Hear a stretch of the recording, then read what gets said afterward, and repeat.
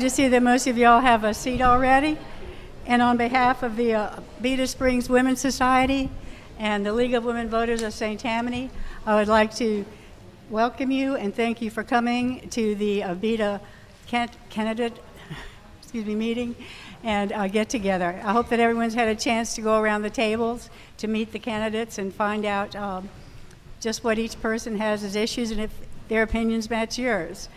And I'm DeVoe Allen, team leader of the League of Women Voters of St. Tammany, and it is just a thrill to see American democracy in action. Thank you so much for coming and the candidates for participating and answering our questionnaires. So I'm going to turn the meeting over to Gail Aday, whom I think most of you know, and she will take us from here. Thank you, Gail. Hello, everybody, and thank you for coming. We really appreciate the show of voters here. That's really good. I'm going to turn the meeting over to Eileen DeHarrow. She will be our moderator, and she will keep us on time and on schedule. She's pretty tough. So, you know, we have time limits to follow because we have a lot of candidates, a lot of questions. Eileen was born in New Orleans and has lived on the North Shore since 1979. She's divorced with 3 grown children, 3 grandchildren, and another due in November, plus 5 step-grandchildren and 4 step-great-grandchildren. She has a master's degree in biology and has worked in virology research for over 30 years, primarily at the Tulane Primate Center in Covington. She holds numerous offices in North Shore AAUW, as well as being the treasurer, webmaster, newsletter editor, and jack of all trades for the League of Women Voters of St. Tammany. She's also a member of good standing of the National Association of Parliamentarians. Thank you. Okay, before we get started, there's some rules.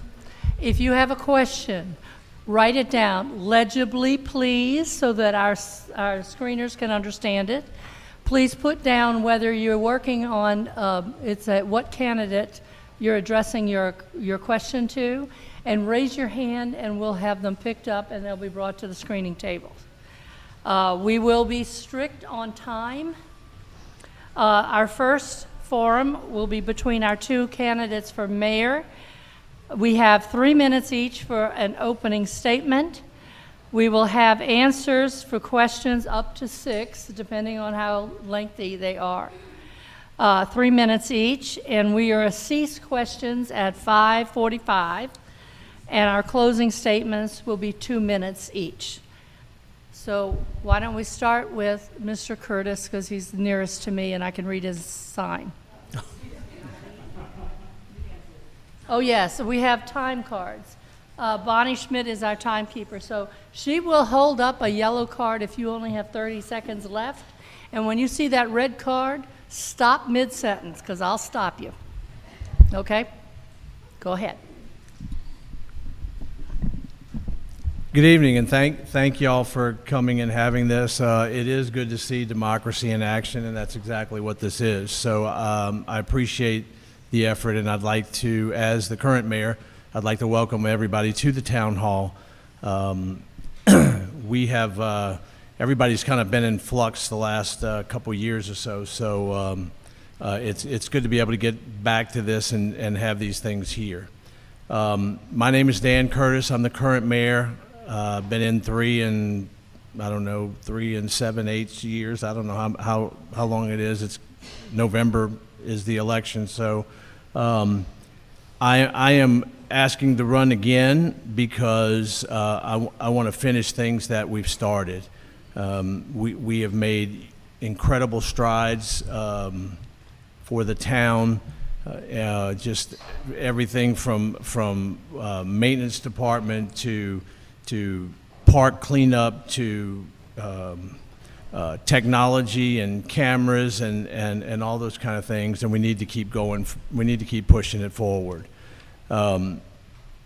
We were kind of hit with the COVID year, and also that followed up by Ida, so it did actually, hinder some of the things that we would have liked to have finished. The The sewer line project has been completed. We are now on the lift station, and we have 2 more lift stations that need to be done in order to finish it. So we're pushing forward, and we want to continue with 4 more years of good, solid development here in Abita. So thank y'all. Okay, Mr. Pouncey, it's your turn for your opening statement. Yes, my name is O.J. Pouncey, and I've been in Abita.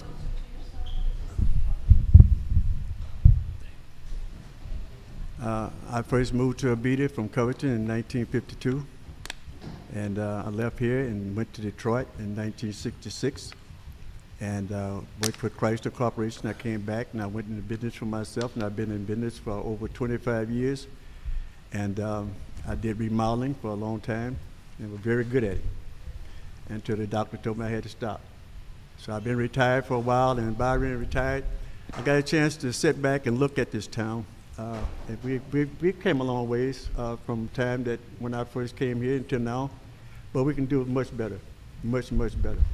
I think our money, tax money, has been spent in the wrong areas. I think our roads, our ditches, and our drainage need to be done, taken care of first before we deal with buildings, before we deal with sidewalks, before we deal with technology. I think we need to deal with safety first. We can deal with safety, and I think that's the job of the mayor, to deal with the safety of the people and to be the voice of the people, not the voice of himself, and not to do what you want to do or we want to do, but to do what the people want us to do. There's, for instance, there was a lady who wanted her light fixed, and she didn't have. She said she tried to get someone to put a light on. She was scared because a teenager was coming through there at night, and so I said, well, if you vote for me, I just kidding. But I said, if you vote for me, I'll get it fixed for you. So, so she said, okay. So the next day, I said, I'd go and call the people, and I called them, and the next day, they was there. They called me, and they put the light up. So she was appreciated. She called, and she got a lot of feedback from it. I said, people talked about it, you know. I said, well, you know, why not? The lady, she's satisfied now. She's comfortable. She got a light on. She's not scared no more. So why harass her like that on Facebook? You know, but anyway, I think I'm a person that get things done. I've been in contracts. I know contracts. I won't make no mistakes. I won't make no $1 million mistake. I won't make no $4 million mistake. I won't make no mistakes as far as people's money. I'll make sure the people's money has been spent well and where it's supposed to go. And, well, it's a lot more I can say, but I think I'll hold that for another time. Okay, the first question from the audience. Does Abita need a Chamber of Commerce? How do you want to promote more local small businesses for both candidates? Let's start with Mr. Pouncey this time. No, I don't think we do. I don't think we need that. Okay. Mr. Curtis? Well, Chamber of Commerce does do a very good job of directing businesses and that kind of stuff and bringing them together. I don't know that we need a Chamber of Commerce in Abita, but we could be part of the St. Tammany Chamber of Commerce. Do we need to bring more business to Abita? Yes, if it's the right business in the right place, done the right way. If you think that we can run the town on the ad valorem tax that we collect, you are sadly mistaken. Sales tax is where we get money to do the things that we need to do. So we need businesses, but we need businesses that pay sales tax. For someone to say, well, if we had a lawyer's office or if we had a doctor's office, well, they don't pay sales tax. So we need to get businesses that will actually pay sales tax to the town. Okay, the next question I have is, what is the town's plans to handle the judgment against them?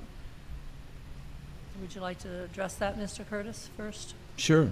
I'm going to alternate back. I didn't hear the question. I didn't hear the question. The question is, what is the town's plans to handle the judgment against them?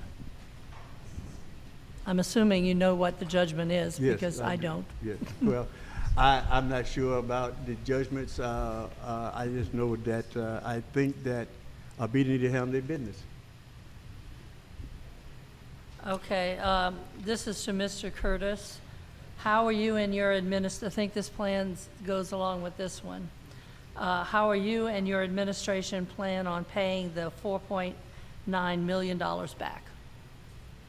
Okay, so do you want me to answer the first question too about? If they are together, yes, go right ahead. Okay. Okay, so the $4.9 million judgment that's against us for the Meadows is still in litigation, number one. Number two, once we come out of litigation, then it becomes negotiation between the development and the town, and that might be something that could be negotiated off, depending upon how that goes. We have to allocate funds in order to be able to pay it. If you don't allocate it, then you don't have to pay it. That's not really what we want to do. We'd rather clear it, but because if it stays, it could actually affect our bond rating. We don't know exactly how much, but it could. But there's already been talks and things about us negotiating with the development to try and deal with all that. So, Mr. Pouncey, do you have any comment?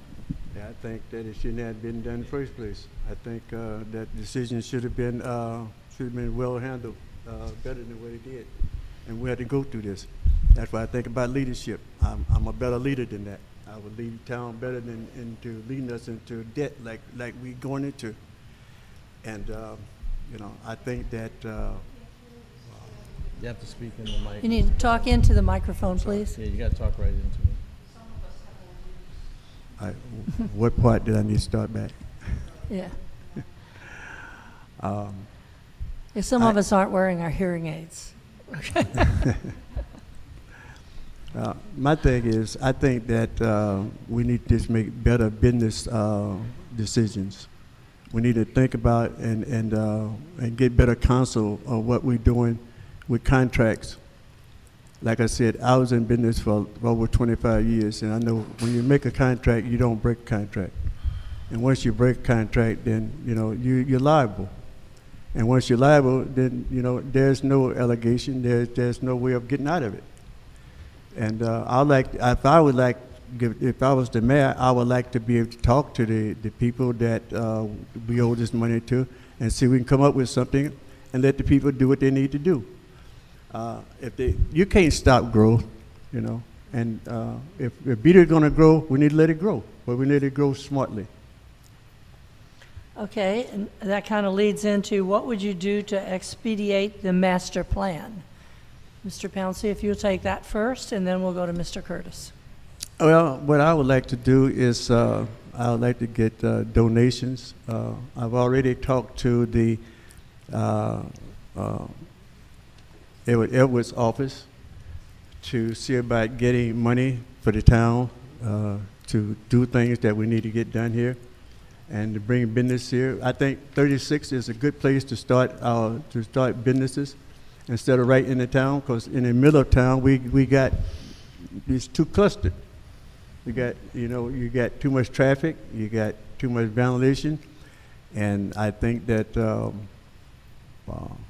we need to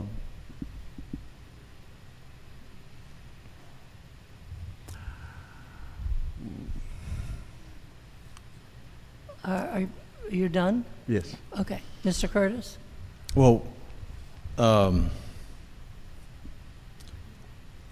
like to go back just a little bit, if I could, on the whole Meadows thing, as far as doing it right.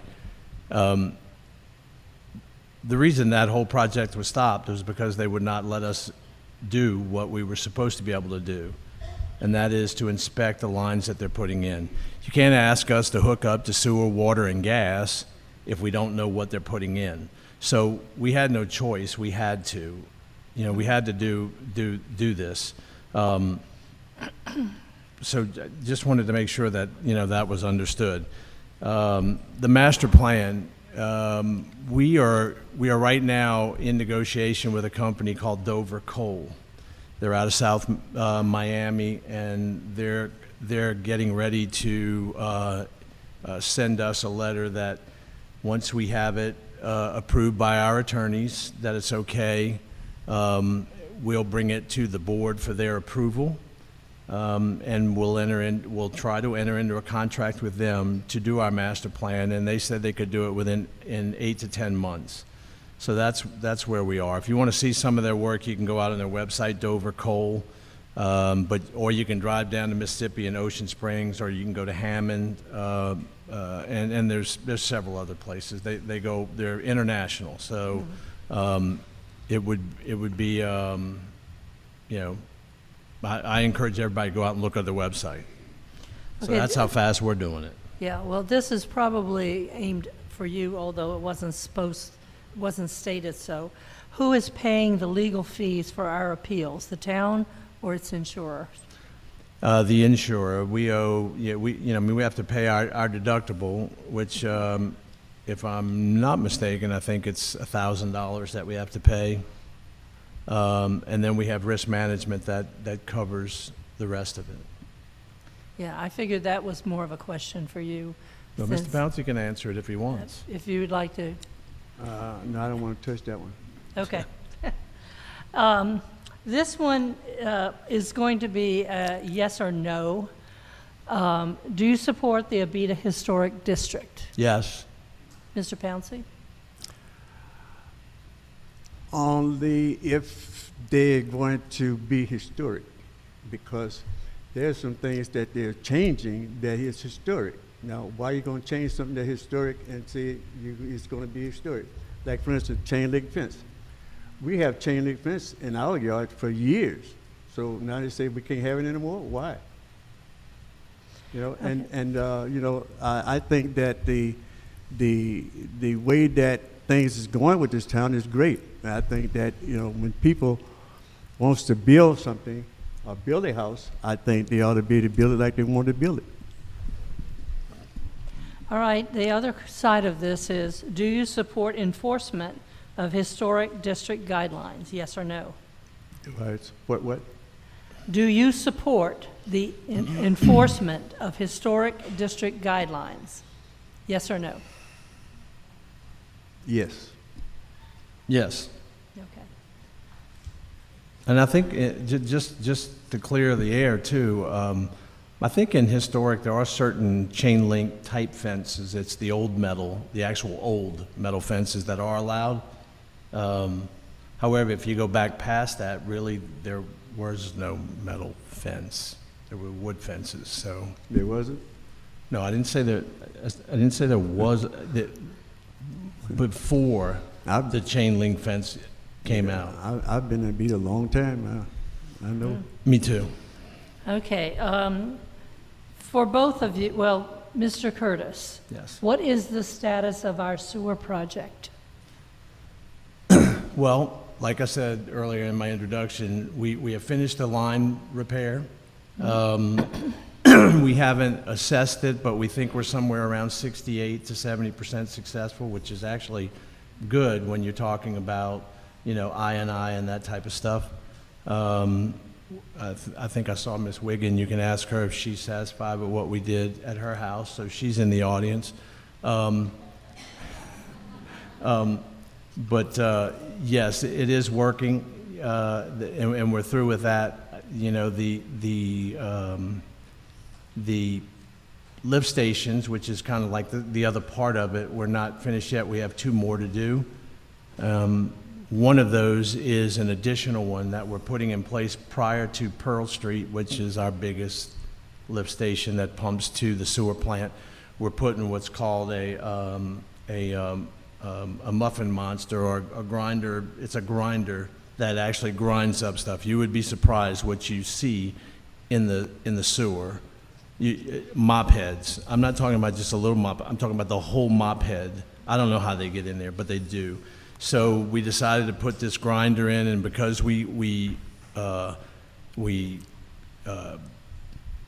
uniformly chose our pumps for the lift station. We were able to get more pumps at a cheaper price. So we had money that we could set aside for other things, and so the grinder is going to be an increased cost, but it's actually going to be beneficial because to the grit chamber, which y'all probably don't know what that is, but that's where all the sewer goes into, it catches all the stuff that's not supposed to be in there. Well, if it's ground up real fine, then it does a better job. So in an effort to not have lift stations go out, so we have to pull pumps and change them and clean them, we put this grinder in first. It grinds everything up, and boom, then it goes. So, Yeah, it's interesting. yes, it is. Mr. Pouncey, I'm so can't get over the mop heads. Mr. Pouncey, what is your understanding of the sewer project in Abita? Well, during Katrina, we had a lot of damage when they were picking up the trash, and they tore up a lot of the cleanouts, and they never did fix them back. And I talked to the town about it, and they said they was going to have the people to come in, they were going to fix them. Well, they never did. When you got clean out and you break the top off of them, then dirt and mud and rocks, all that stuff would go down into your sewer. And nobody fixed those things. We had streets on the side, 10th Street, 11th Street, that had sewer lines running back to those houses.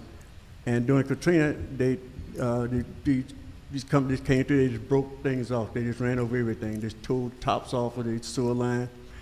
And nobody never fixed them. I complained about it. Nobody never did anything about it. And to today, they're still underground, uncovered, and uncapped, and the mud, anything, tree roots, everything going there to damage up and mess up what's been done. Okay. So this is a question for both of you. What is the most pressing issue in Abita? Mr. Curtis, you want to do that first? Yeah. Okay, you want to do Mr. Pouncey first? It doesn't matter. I just want to answer Okay, you want something to? else as well. Sure, okay. Cleanouts, you know, there should be a cleanout on the town property or the right-of-way, and there also sometimes there's a cleanout on the house side. Mm-hmm. The town can't go on private property and make that repair. That's done by the owner of the home. And if it was something that was done in Katrina and FEMA was going to handle it, you handle that through your claim at your house. It doesn't come to the town. Right. I can tell you that we have exposed and fixed, or when they were doing the line repair, that's one of the things that they had to find were the cleanouts. So that was done. So with that, if someone would come down there and follow me, I would show them where it's on the street, it's on the city property. It's not on private property, it's on city property. And I could show them and they can fix that, and then we won't have to keep going spending money over and over trying to fix something that's keep getting damaged. Okay. What is the most pressing issue in Abita? Mr. Pouncey, do you want to do that first? I think our streets and our waterways is the most impressive thing. Because during Katrina, FEMA came through and they cleaned out a lot of the waterways. And when Ida came through, I think more trees fell during Ida than Katrina. And nobody came through to clean up anything. A matter of fact, on St. Charles Street, there's still debris in the ditches from the electrical company that they left there when they came through. I talked to the town, I took pictures of all this stuff that they was doing, and nobody never come through and check on these people to see what they're doing and if they're leaving our town like they found it. They come, they do these big trucks, they drive on the side of our streets when they're wet, and they make these big old tracks and they never fill them back up. And they leave trash, they don't pick it back up, they leave debris, they don't pick it up, and the town don't clean it up, and it's still there. We have covers that's bent over, bent down, that's water can't go through, and if water can't go through it, then where is it going to go? It's going to go outward. You know, so we got to do something about our waterways. We have a lot of rain come through here sometimes, a lot of water, and beat the floods. You know, and it floods more now than they ever have because of the waterways is all clogged up. And if we don't do something about that, we're going to flood out big time here in Abita. Mr. Curtis, would you like to address that same question? Do you need me to repeat the Yeah, question? if you don't mind. What is the most pressing issue in Abita? I'd probably say traffic, and the safety of crossing roads and things like that to get to other spots. I would say that it's really kind of hard because I think that our sewer plant is another. I know you don't want to learn any more about sewer, but the sewer plant is another issue that we have. So I think there's a couple of things that are really important, but maintaining traffic and trying to figure out ways to get people from A to B without spending 45 minutes in the traffic circle or something. Yeah. So. Okay, Mr. Pouncey, this question is for you. How many town meetings have you attended in person over the last year? Probably none. What was that? Probably none. None? All right. Now, I have one kind of odd one here for both of you. If you were in a controversial situation that became emotional and escalated quickly, how would you handle this? I'm just reading the You question. want me to go first? Yeah, go ahead. Okay. Well, I've actually been in controversial situations. You don't take it personal, number one, because it's not a personal thing. It's not a personal attack on me or my administration, even though sometimes I think it is. But you just keep telling yourself that, and you stay calm, and you understand that you're here to serve the people. So serve them.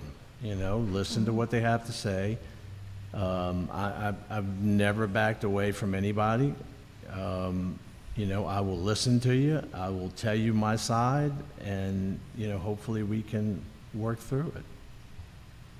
Okay. Mr. Pouncey, would you like to answer that question? I think that I will handle it in a way that differently from what we handled it between the mayor and I at one time. We had a little discussion about 11th Street, and I wanted some gravel put on 11th Street, and he said that the 11th Street didn't exist. I said it did. It was existed when I was a kid. How come it don't exist now? And he said it don't exist. So finally, he put something down. I came downtown, and we was talking about something, and I said, you're ignorant. I did. I told him to his face, I said, you're ignorant, because he was ignorant about the fact that there was the street there, and he got mad, and so he called, and so I didn't know what he told him put the gravel. So I went home. They were putting the gravel. They were getting ready to take the gravel back up. I said, "Oh no, you didn't get this gravel." So I stood on the pile, and next thing I know, they called the mayor. The mayor came down, and he brought the sheriff with him and the marshal, and they came down there to talk to me about it. I said, well, I want gravel on the street. They've been putting it, and they need it on here now. When I came home in, I think, 2000, I started cleaning up at 9th Street and went to 13th Street. When Garland was the mayor, they let pick garbage back from the Trace all the way up to St. Charles Street on 11th Street.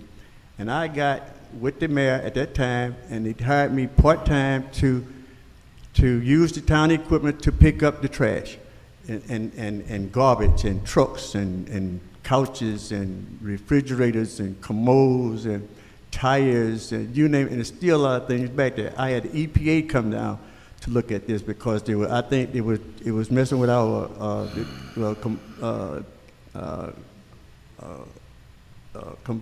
depleting our water. And it was so bad until BFI brought dumpsters, and I filled it up, and they would go and dump them up, and they'd come back, and I'll fill them and take some more. There was so much trash down there, and still a lot of trash down there now, and all of it needs to be cleaned up. And I cleaned it all up then, and I'm still trying to clean it up, and I think that getting to the point where the allocation is, I think if the mayor would have came and talked to me and said, Mr. Pouncey, you're a taxpayer, you've been paying taxes for a long time, you deserve this, and we're gonna put it down for you. Instead of, he told him to pick it back up. And I said, and he finally left it there, and they just did what they did. They didn't do it right. They just took the machine, just stirred around and they left. Well, I thought that wasn't right, and he should have made sure they did the job right, and they didn't. I think he should have made sure all the jobs need to be done right, and he don't do that. You have 30 seconds, sir. I wasn't watching. I'm sorry. That's it? Oh, okay. Your time is up. Okay. Okay. Now, the two questions that I have right here actually got answered when the questions that we asked you to answer for us for our website. So I'm going to put in a plug for the website since I was the one who did it. A little commercial. To find out what the candidates' responses to our questions that we had developed, go to www.lwvofst.org. The front page has a link to the candidates, and when you go to the page listing all the candidates, if you click on the underlined section, you will get to the answers and questions for that candidate. But I'm going to ask them directly here anyway. Mr. Curtis, what are your 3 significant accomplishments in your current term as mayor? Well, there are numerous ones. However, since I have 3 minutes, Yeah. I think I can cover them quick. I'd like to discuss a little bit about Mr. Pouncey's last comment, because that's not really what I remember the story to be. Okay. What Mr. Pouncey wanted was gravel on an unopened street. That's what I told him. It was an unopened street, which it still is. It's unopened. He's actually using a street that belongs to the town for his own personal gain. Not that that bothers us, but we don't build streets, so we don't go put gravel on it. We did. We went out there, and everything was fine until Mr. Pouncey started verbally abusing the operator of the equipment. And when he started to abuse the operator of the equipment, the operator got upset and called us. We went out there, the marshal, myself, and my town clerk, Janet Dufresne. When we got out there, Mr. Pouncey was irate. So he's right. I told the driver of the dump truck, and I told Ricky, who was the operator, to load the gravel back up, and we would take it. And no, he didn't stand on the pile. What he did was he apologized for being rude and wrong. That's what he did, and I appreciate that. So that's why we put the gravel back down. So with that being said, that's how I remember the story, and several other people remember it as well, but that's okay. Well, thank you for the clarification, and we shall move on now. Yes, that's Okay. right. That's behind us, so that's Yes. fine. So 3 significant accomplishments in your current term as mayor. Well, there are several. There's so many. You know, there's the completing of the lift station is going to be a big one. The completion of the sewer, the lines itself. We are now in. We're in the development phase of a connection to UIL so that we can pump our sewer there while we rehab the plant itself. All those are really big things. What we've been able to do, we took a building that was actually falling in the end. We had to have engineers come in and tell us where we had to put beams and things like that, the annex, and we've completely remodeled that. That's huge. And then the work we've done on the town hall in an effort to try and save that is too. But I mean, I could go on. There's the technology. We bored 1,660 feet of 12 lead fiber optic from here to the park. What I can put on the screen here, I can show you in the park. I can film something in the park and put it on the screen here. So we've done more than 3. Okay. So, Mr. Pouncey, since you're not the incumbent, you're the challenger, what are 3 significant accomplishments in your political, personal, or business career? I married my wife. That's a good one. That's a good one. I'm glad you I said didn't. that. Okay, I'm in the doghouse now there, Mr. OJ. Thank you. That's all right. I had a successful business, and I bought property in Abita Spring that I love. I love this town, and I want to see this town beautiful inside and out. Not just in the inner circle of the town. I want to see the whole town pretty. I want to see our ditches, our roads, we got some bad streets. I mean, we tearing up our cars and stuff with the streets. We 6th Street and St. Charles Street, and I mean, the lines and stuff that was done, they did for the cameras and all that. That's good, but you know, we got to get our streets done. We got to get our waterways did. These things need to be done. These things I will do if I was the mayor. Okay. Since we started with Mr. Curtis, we'll start with you. What would you implement, or what are your 3 priorities for the next 4 years, and how would you implement these priorities? We'll start with you, Mr. Pouncey. Just like I was said, I would make sure that I would see that our town workers are respected. I would see that they do their job. I would see that they respect the citizens, respect the senior citizen of this town, and not disrespect them. I would make sure they do their job right, and they come to work, and not to come to make friends, not to come to sleep on the job, or in their trucks, or on their machines, but they come to do their job. I would make sure that our money is spent right, our tax money is spent in the ways that it should be spent. Okay, Mr. Curtis. I think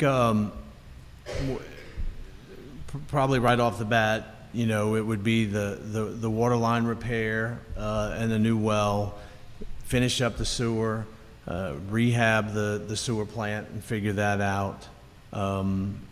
You know, those are 2 very important. They're not very attractive, and they're not great to look at, but you know, they're important and they're critical. As far as streets, we have entered into an agreement with the parish, and we're going to start there. We also have a package that we're putting together with an engineering firm that gives us a road and street plan that covers bicycle paths, sidewalks, street repair, streetscape, all of that kind of stuff, things that we need.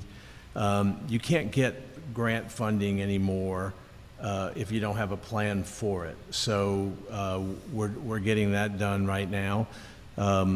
We have a $500,000 and some change where we're going to asphalt from Burvant all the way to the circle and redo that. We've already cut through all the culverts and replaced all of those. So we're getting ready for that as soon as the parish gets, it's supposed to be at this month's meeting where they'll approve it, and then we'll enter into a cooperative endeavor agreement with them, and then we start moving forward with that. So yeah, we do have roads, you know, but the way to get more of the roads done rather than nickel and dime it here and there is to have a grant that's made, and in order to do that, you have to have the study and all the whole plan together. So that's what we're doing. Okay. Is that a question for me?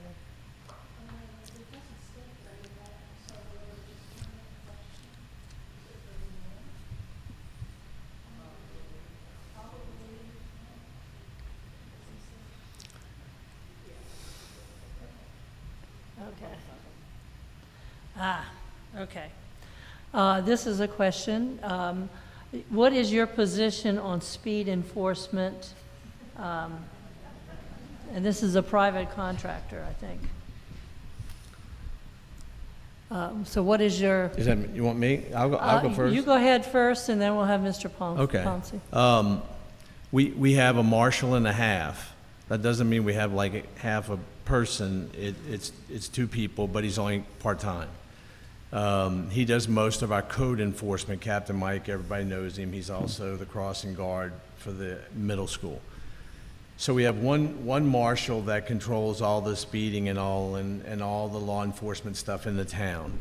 It is tough for him to community police, go out on a call that the concerned citizen says so-and-so isn't where they're supposed to be, so can you go do a wellness check? So he's got to go do that. So there's all these things that are going on. So we started looking at this company that brings active law enforcement people to our town, puts them in an unmarked car, and then they use LiDAR radar guns. They shoot the gun. If you're speeding, it takes a picture of your car, and then it sends you a ticket. There's things we have to do before, and that's what we're checking on right now. Do we, it becomes it's not a criminal act anymore, it's a civil act. And that's how, my main concern with it is that you may not be driving the car, but the car's in your name. So the ticket will come to you. Right. As long as it's a civil and not a criminal, it can be done that way. And that's what we're checking into. I'm not saying I'm 100% for it, and I'm not saying I'm 100% against it.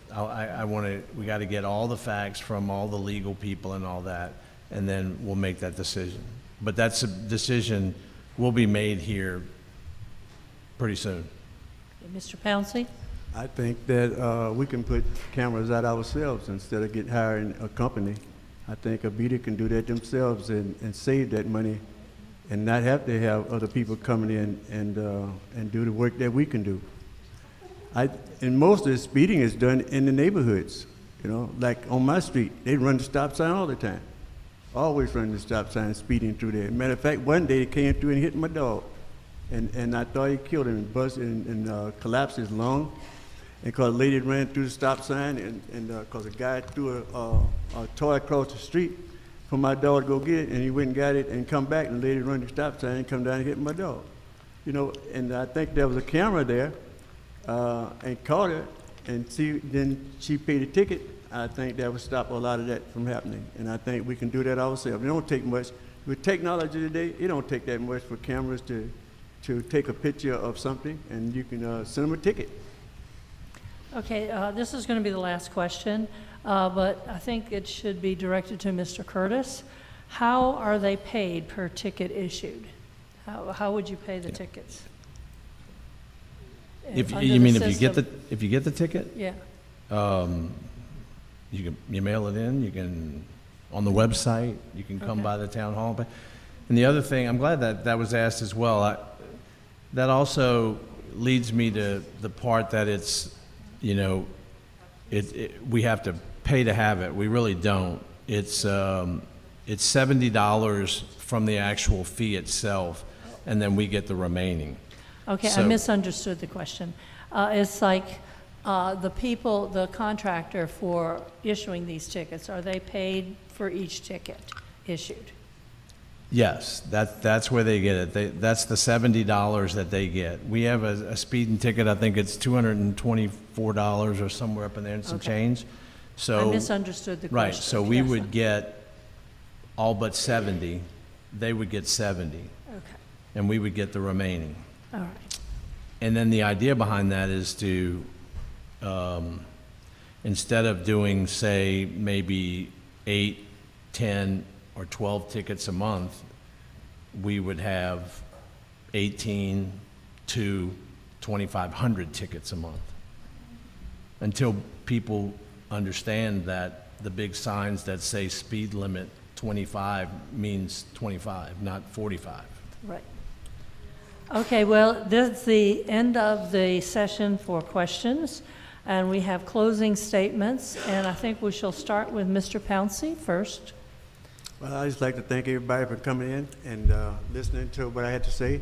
I know I was a little nervous, a little jittery here, but I hope I got my point across that I'm a taxpayer. I live here in this town, and I want to see where my money is going, and I don't see where it's going.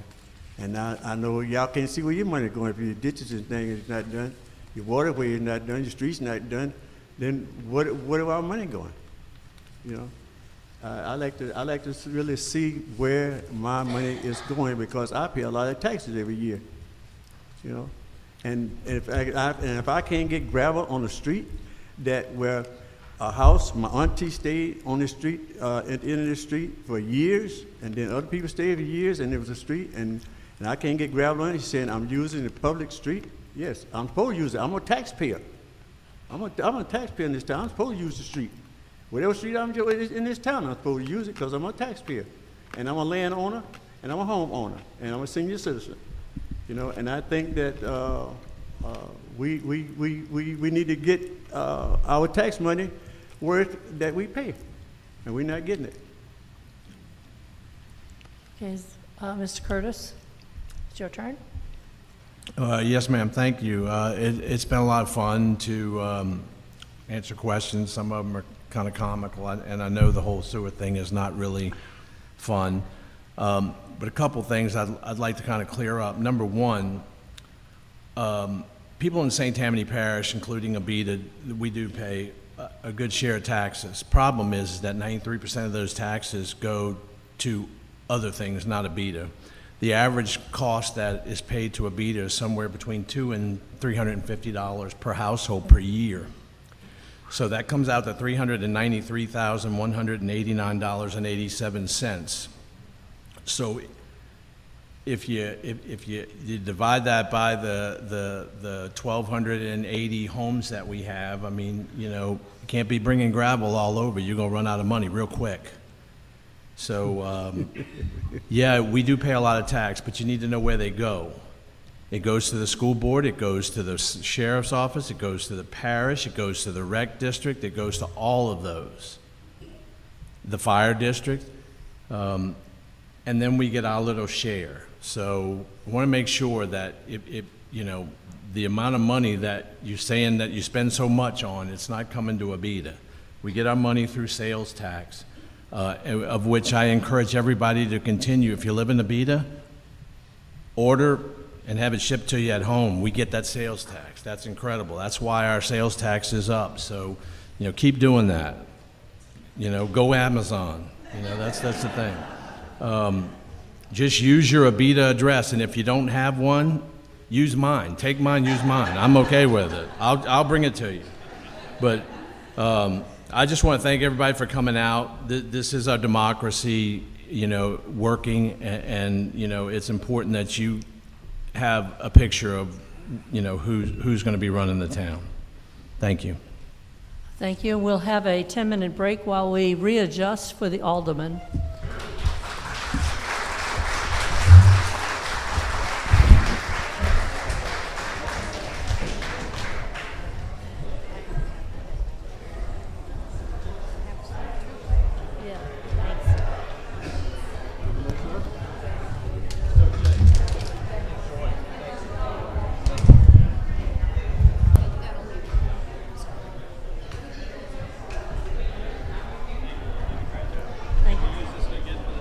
Oh, yes, that's why it's still here.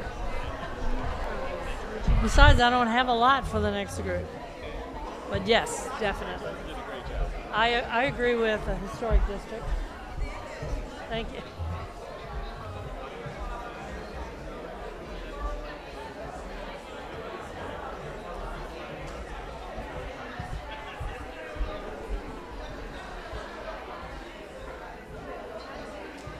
I'm sorry.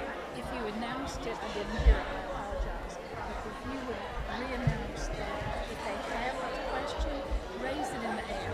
Right. Because it's difficult for us to keep looking. Right. Oh, yeah. I did announce it, but I'll do it again. Would you let them know again? Raise your hands like in school. Right.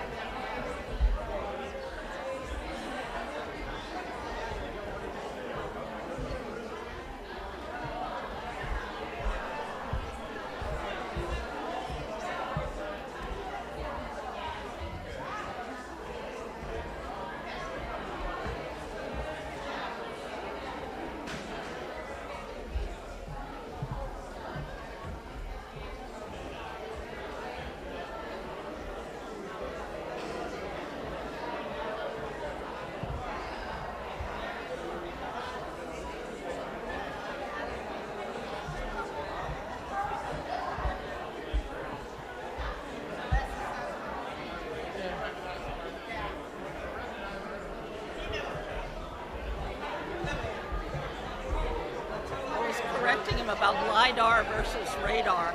I said, LiDAR doesn't, you've got to triangulate, you're going underground. He was like, oh, sugar. Whatever. I felt bad about the whole gravel shit. Oh my God, I did not know what I was getting into. You know, it's not a picky point because the two things are not the same. And if you're being sold this, Right. whatever. Who wrote this? I'm about to fall asleep. No, the questions aren't necessarily clear, you know. But anyway, I only have 3 for Alderman.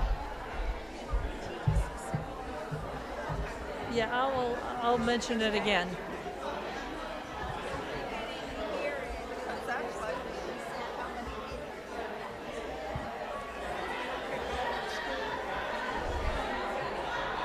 Oh my God.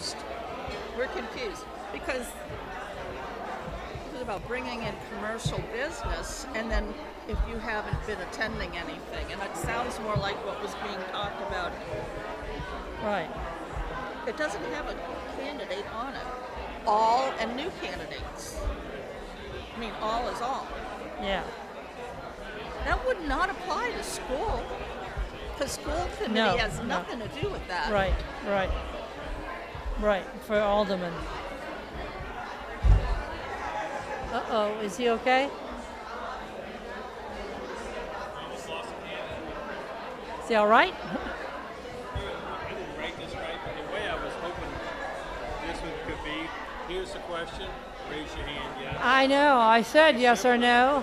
Then you don't have to have everyone. I tried that. But I'm going to have to be clearer next. Say, raise your hand, yes. Then you don't have to go over. I didn't want them to get into the wrong law. I don't want to change that. That's not the question. Yeah. Right. I understand. It'll be easy.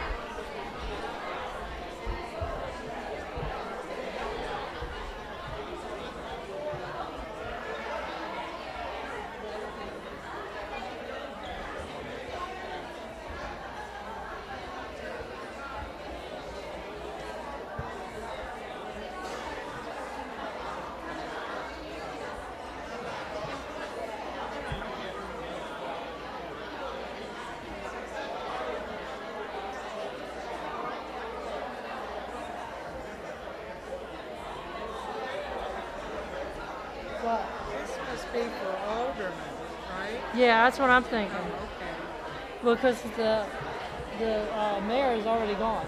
right. Yeah. That's not school. Yeah, this is, yeah, It's good to use the questions from our questionnaire too. right. That's nice.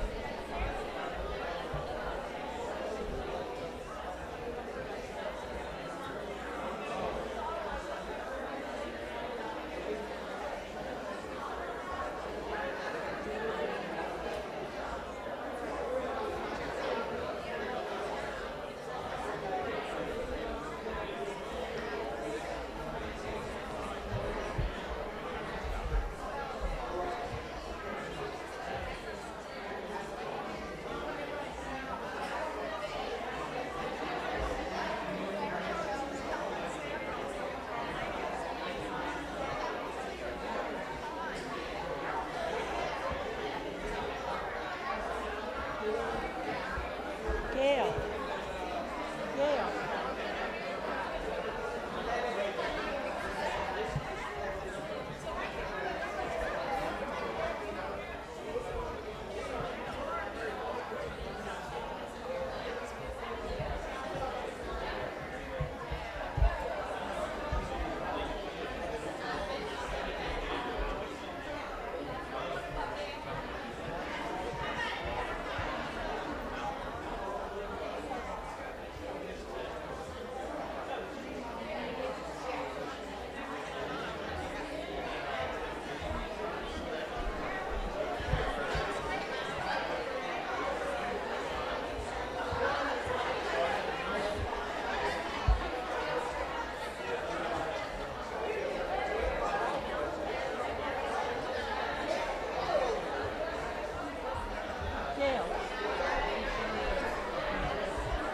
Okay, how was that one pronounced? Like boys, Santois? I think it's Regan. Regan. I'm just going to say Ms. Contois.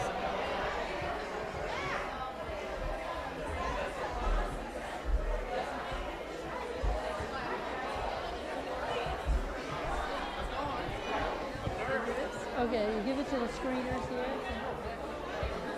Yeah, they screen them first. Thank you. Did a wonderful job. Oh, thank you. I'm glad they got me a stool because I wouldn't be able to stand. I'm going to be taking a trip tomorrow morning. Oh, no. I'll go into the middle of Illinois with my diabetic dog who needs to eat at 7. But yeah, uh-oh.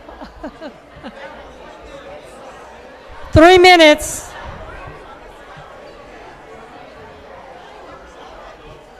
You're doing great. Thank you so much. Thank you so much. I just didn't understand all the questions. Yeah, well, Yeah, and I'll... You know, and I'm not. Thank you.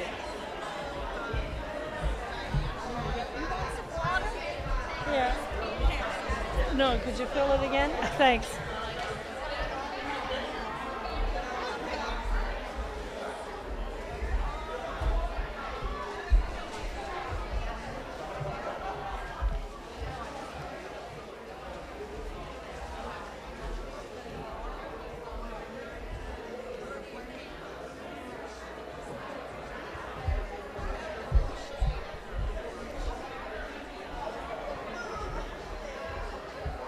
Thank you.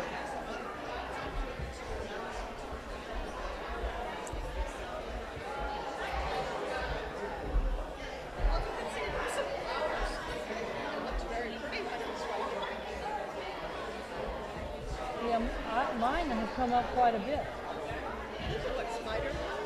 They're either called spider lilies, naked ladies, hurricane lilies. Yeah, I have the yellow variety as well as this. Well, they're all naked ladies, or hurricane lilies. Well, I had a member from a friend of mine who used to call them naked ladies. It's embarrassing. But they come out of the ground without leaves, so that's where they get it, around hurricane time. So.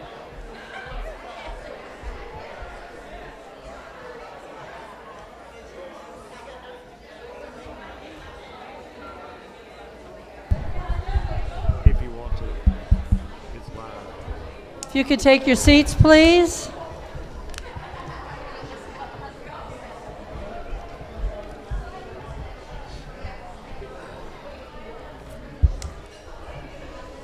Well, after being at the beach for a week, I can't get enough water.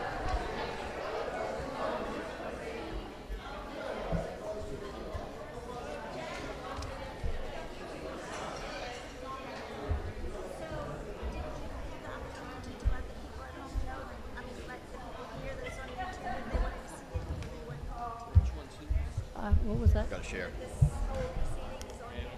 Oh, okay. I will let them know. All right, everyone. I've just been informed that this entire proceeding is on YouTube. Okay? I don't know the connection, but it's on YouTube. Also, if you have questions, Please write them down legibly and hold them up so that our collectors can get them and bring them to the screeners. If you need another index card, they're being waved around, so you can just indicate so, and one will be brought to you. We have a field of 8 candidates here, so things will be tight. I know it's a little tight up there on the but and I'm hoping not to mess up anyone's name. However, we're going to start, it's alphabetical. We're going to start with Mr. Boudreau. Not yet, though. Okay. You have 1 minute for opening statements. We'll have 1.5 minutes each with a total of 5 for questions. And we're going to cease questions at 7:05, and then you'll have 1 minute each for closing statements. And what I will do is, if I start with Mr. Boudreau, I'll go to the next one for the next question and down the line. Or I might switch it up and start from the back end. I don't care. You know? So it's okay. I get the halfway questions. Lex and I are halfway questions. All right, Mr. Boudreau, if you'd like to start, you have 1 minute for opening statements. Am I on? Yeah. Okay.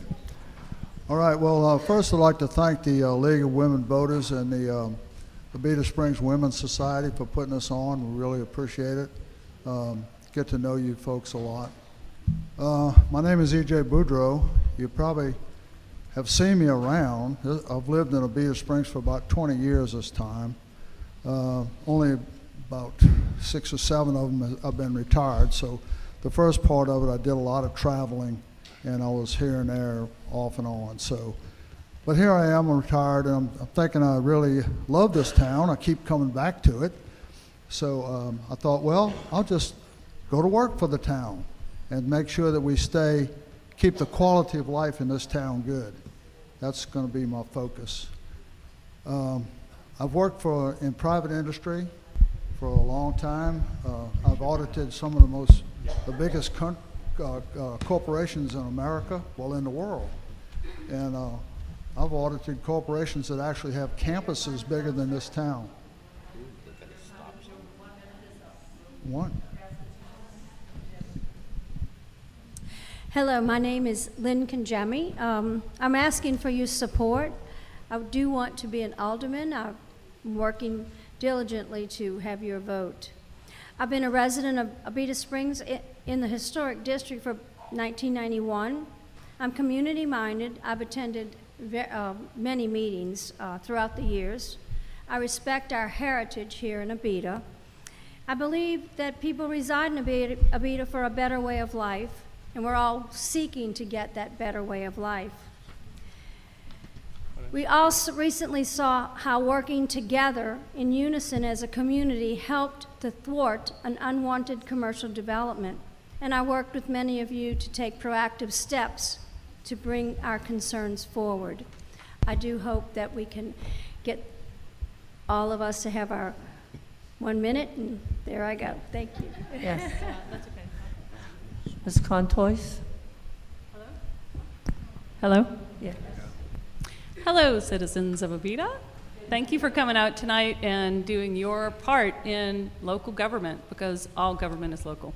I am a current alderman, a mother, planner for St. Tammany Parish government, and a longtime volunteer in this town.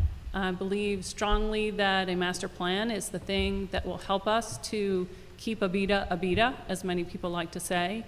I am very happy and excited that we are on the precipice of doing that, and I really want to work together with the citizens of our town in order for us to protect our future and to come up with a more peaceful, beautiful, and viable town that I was so happy to move to many years ago. Thank you for your vote. 116, Regan Contois, please.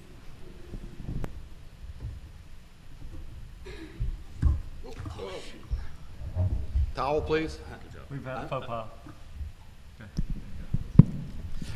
I'm Stuart Many Lightnings Eastman. I'm running for alderman to ensure there are no more Dollar Generals or planned unit developments, to ensure that the citizens get their money's worth out of the town council, and to keep Abita unique. We cannot keep Abita the wonderful small town that it is if we continue to allow chain stores and large-scale developments projects like planned unit developments. We need to update our ordinances concerning zoning to protect the character of our town. The aldermen of Abita Springs are paid between $600 and $800 a month. They should work at their legislative duties, not just attend 4 hours of meetings. They should be proactive in writing and debating ordinances. Abita Springs is a unique town. That's why people come to visit. We should encourage those current businesses that do not contribute to the town's cultural identity to upgrade themselves. Once again, keep Abita unique. Aldermen should legislate, and no chains or puds. Free coffee, you can get another. Good afternoon, my name's Lex LeBlanc, running for alderman. It's my first time running for a public office, so I'm a little nervous right now, so I ask y'all to forgive me of that. My background is I'm an electrical engineer, worked for NOAA for many years. I was technology development. What I do understand, where I may not understand a lot about local politics, I do really understand how to run a project. I know how to take things from a concept to bring it through to a final product, understand budget management, time management, and things like that. I've done a lot of that work. Some of my designs are still in use today in NOAA. And I'm a longtime resident, been here for about 25 years, raised 2 beautiful daughters here. They're off. One of them is at Fountain Blue teaching, the other's in Texas. So anyway, I'd like to represent y'all. I think I know the challenges Abita faces, and I think I could work very hard. I'm retired now, so I got a lot of time to devote to it. So please vote for me this election. Thank you. Up short. There you go. All right, my name is Pat Patterson. I am a current alderman here in Abita. At the end of this term, I will have dedicated 12 years of my life to this service. I served for 2 terms. I sat out for 1, came back and was reelected, and I have served as the infrastructure chairman for all of those 12 years. So I am acutely aware of what's going on in the town and what needs to be done as far as roads, drainage, and everything to do with the sewage plant. Unfortunately, the cost of roads has gone up dramatically over the last 16 years. And just if you take $200,000, it's going to take $65,000 just to mobilize the equipment to come in and do the road, so that you see it takes a really big bite out of that. We've got some projects that are working. I'm very happy about that. I spent 35 years in the beverage alcohol business, multiple states. Sir, your time is up. All right, thank you. We have to be on a strict time frame. I see if you that. will watch the signs, we would appreciate it. Thank you.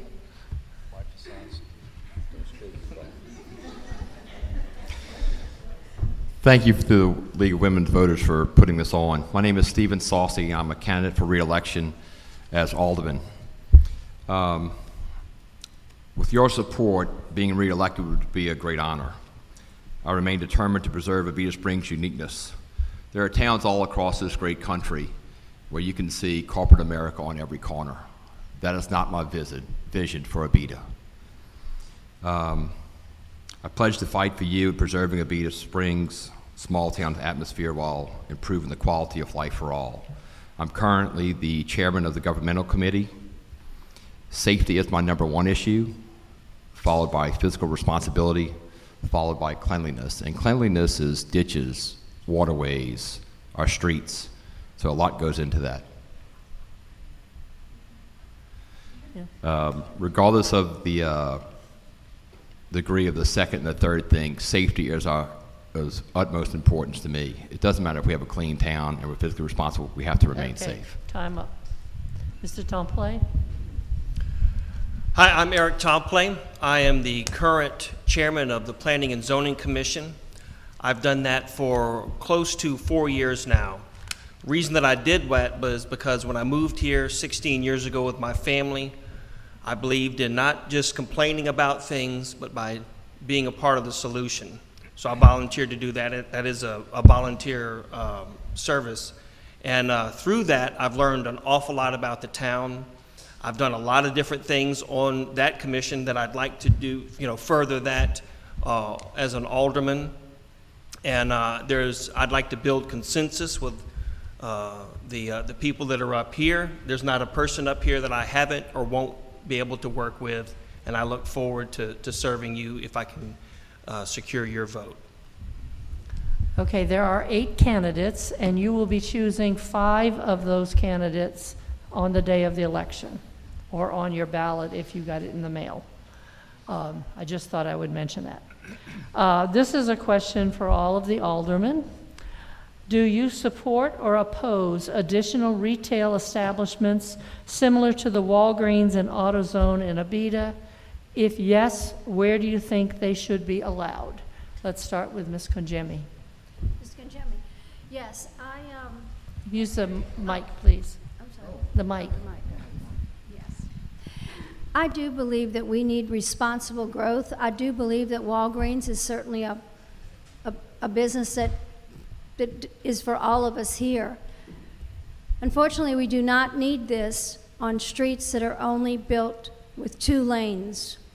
Where we do have businesses now, we do have traffic that can flow on those businesses. Unfortunately, we do not have the infrastructure to carry these box stores, and that's where I stand on that.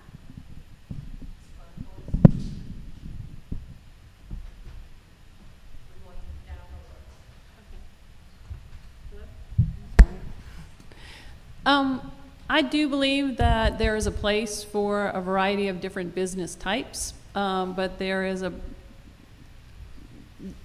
streets and the roads are paramount to that. As a little town that is bisected by multiple state roads that we only have limited control over, I think that we have to be very careful when we're moving forward with our master plan as to where those types of larger businesses could be located. I'm thinking Highway 36 is a more viable route that does not have as much residential traffic on it. But all of that remains to be seen with our master plan, and I'm happy to work with the town staff, with the engineers, work with staff at St. Tammany Parish to look at different options for how to get minimum standards for our roads, and also work with DOTD to be able to establish minimum standards for safety so that we can get a 3rd lane or a deceleration lane, et cetera. I think there's a place for all sorts of businesses in the town, and the town does need sales tax. That's why it's important for us to get going on this master plan as soon as possible and underpin it with actual laws. A master plan, just for those who maybe have not been listening all along this past couple of years, it's not just a pretty picture on paper. It is what the legislative body uses to create the laws, and that's what aldermen do. So I would love to be part of that. I'm flat out against all of these chain stores. And that includes Walgreens may be a nice place, but remember when it moved in, it shut down literally our own local drugstore.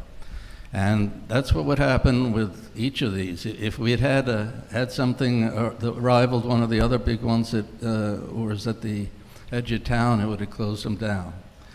We can get our sales tax through Amazon these days. That's the way. We're not moving towards brick and mortar. We're moving towards online sales for most of our goods. So that's where we can get our money. What we should encourage, and we just had an example of move into town lately, is something like Try Games, which is a very small, individually owned business that does something relatively unique, at least for our area. And that kind of service and that kind of semi-cultural business is what we want to encourage, not the big chains. Thank you. My answer is yes. I do support things like Walgreens and AutoZone. Shopped at both of them today, as a matter of fact. I see no reason why Abita would want to give up the revenue through taxation by leaving, going to Mandeville or Covington to go to stores like that. I mean, I believe there's a place where we could put them in Abita, where the residents of Abita can use stores. I mean, we all take prescriptions, at least I do at least. And so we need to go to things like Walgreens to get things like that. If we work on your own car, we do go to AutoZone. So I see no reason for us to lose that tax revenue to another town by restricting that type of development in Abita.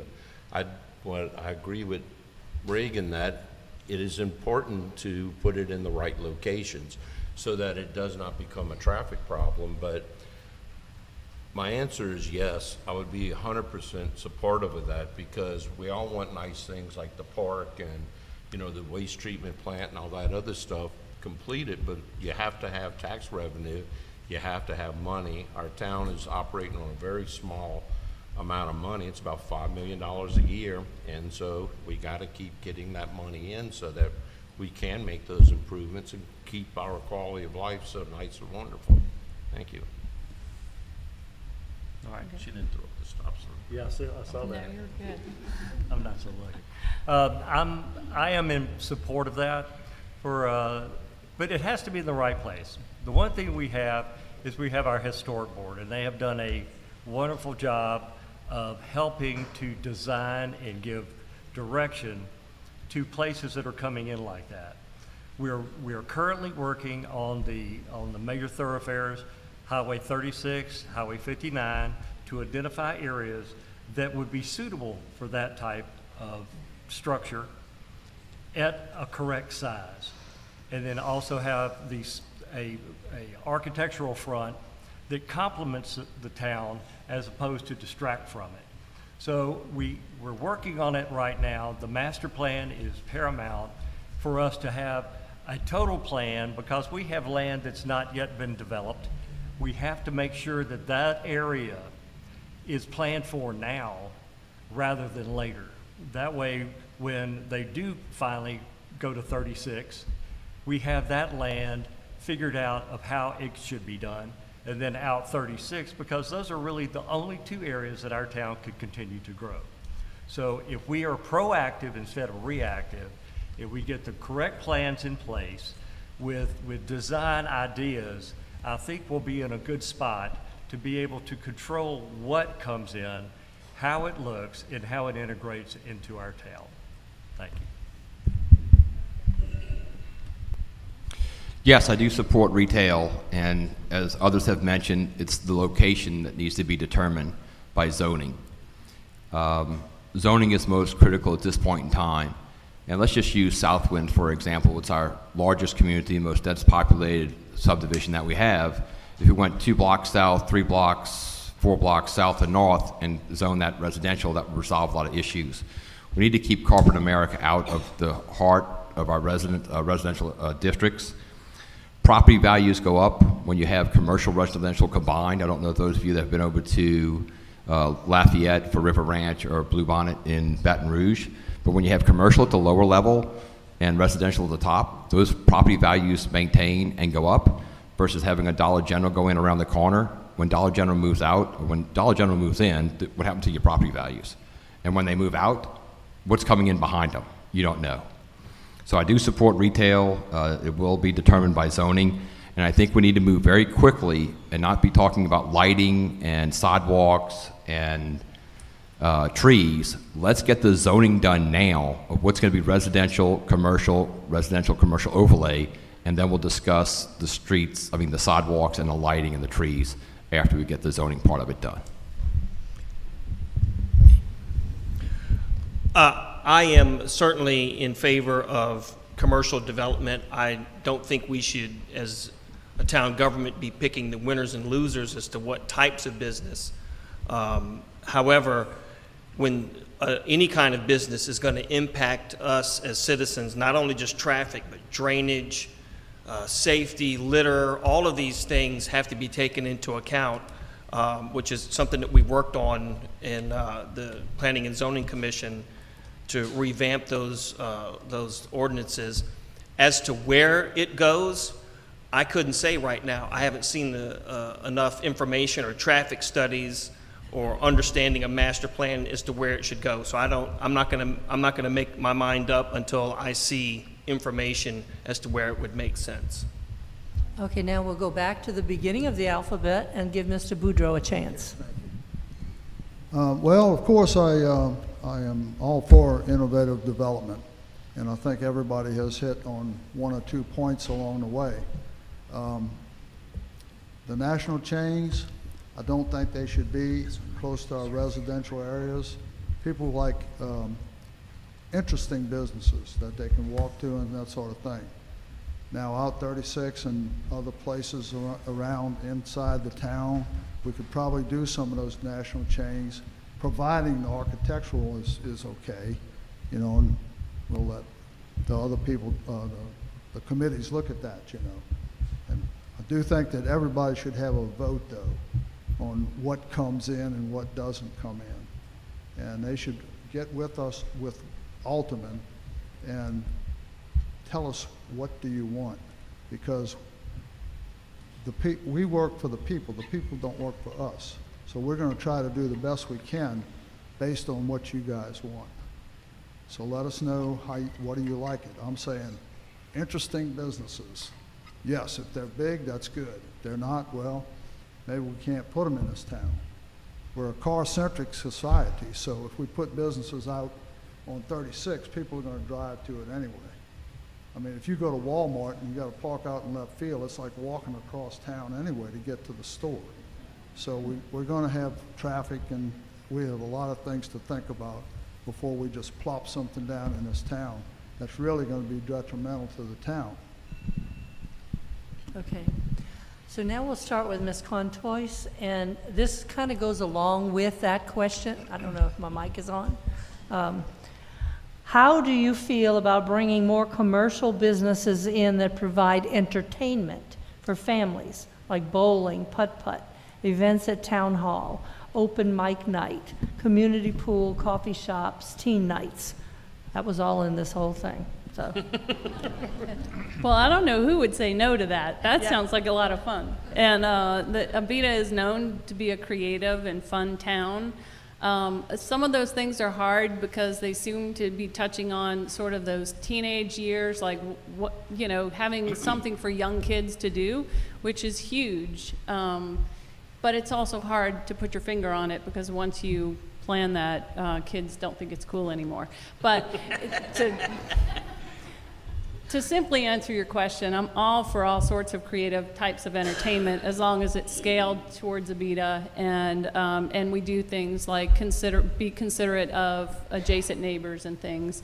I really think we're a mixed use community, and that's what makes us so much fun. I love to sit on my front porch and hear when there's a band playing somewhere else in town. Not everybody likes that, but I think that's one of the fabulous things about being an Abita resident. So I'm all for it.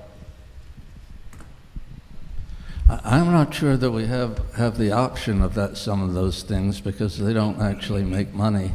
But we should certainly provide the opportunity for people to try out ideas like entertainment nights. What I think we're stronger at is having festivals, and I'd like to see even more of them to restore the Earth Day Festival to be as large as it used to be. Maybe bring back the Water Festival. I'd like to see an Oktoberfest someday. You have to do a lot of planning and work for that, but they can make a lot of people happy for as long as you have it going. The other businesses, all we can do is we can say publicly, look, we're looking for them. We can put that in the local magazines and say, we're trying to attract cultural entertainment businesses to our town. So if you're thinking of it, we welcome you. And just as on the other hand, we should be saying publicly, no, we don't want this other kind of business. And we shouldn't be ashamed to say, no, we don't want a Walmart. There's lots of places that don't want Walmarts, and it should be known to everybody in advance. Thank you.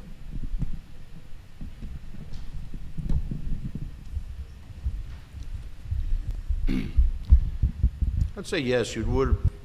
Of course, we'd want to have more entertainment in Abita. I mean, it's a fun place, you know. I don't particularly like to sit home and just watch TV every night, so I'm all for doing things like that, you know. But we have to find a way to encourage people to want to come here to open those type of businesses, because they don't just open. Somebody has to put their own capital at risk to do something like that, anything on that list. And I think the only restriction that the town should think about with that is this going to go in some near people's homes, and then you got to worry about things like light pollution. You're trying to sleep at night, you don't want bright lights going, you don't really want a loud band playing right beside your bedroom and things like that. So to me, that's the only restrictions to any type of business you did on that list is it going to affect the neighbors of the people where that business opens. But just, you know, just as a general, I'd say, yeah, 100%. Let's bring that in. Let's keep Abita fun. Let's keep having fun things to do in town. You know, let's get out of our house. Let's meet our neighbors. And let's do some of those, you know, things. So my answer is 100%. My answer is absolutely. We have a great town. We have a great vibe here in this town. It's very interesting. We have interesting people. We have lots of fun. My wife and I started the Abita River Chili Cook-Off many years ago. And I think we did it for 3 years, and we had a great time. And we had a lot of teams. It was fun. I would like to see some more cook-offs. I think you get some really interesting people here, especially if you do barbecue. I've talked to Katie about doing something with Oktoberfest or Earth Day, some of these things that Stuart was talking about, so that we can get people into our town. As far as businesses, we kind of have a hit list of what we'd love to see. We'd love to see somebody come in and start a soda fountain or do ice cream or something like that. But it's a matter of providing an area for them to do it. Downtown would be great, but we're kind of running out of space. So here again, it goes back to what Regan was talking about, the master plan. What can we do? It kind of touches on Steve's point of something like a river ranch, where you have mixed use, where you live upstairs and you have services underneath. You could have a cleaner, you could have a pizza place, you could have all sorts of things if it's done correctly. So I think we have some real opportunities right now going forward, and we're certainly going to want everybody's input. Thank you. Absolutely, and competition breeds innovation. Certainly festivals, but my wife, who is sitting over to my right against the wall, we just completed a venue in the town of Abita Springs, an event venue. No, Janet, I don't have final approval. I'm waiting for it this week. Well, there you are. So yes, I want to bring it in, but once again, it depends on location, and we want to keep the ad valorem sales tax, your property taxes down, so we need sales tax and bring tourists into the town. I think I would have to say the same thing that they all did, except for the miniature golf thing. I get too aggravated when I play that, so I would be against that. I'm too competitive. No, I think that would be great. In fact, I remember bringing my kids into a talent show that they had here in Town Hall, and I thought it was really awesome and great. And I was like, I hope they, do more things like this. And then, of course, COVID hit and so on. So absolutely, I would love to see more things that I could literally walk with my children to come to. And I think that would be wonderful, a real asset for our town, absolutely. Okay, we're going back to the beginning of the alphabet. Mr. Woodrow and then Ms. Jenny. Yes, ma'am. I'd love to see a little theater in Abita. I would think that would be a great thing. I love to go to a little theater.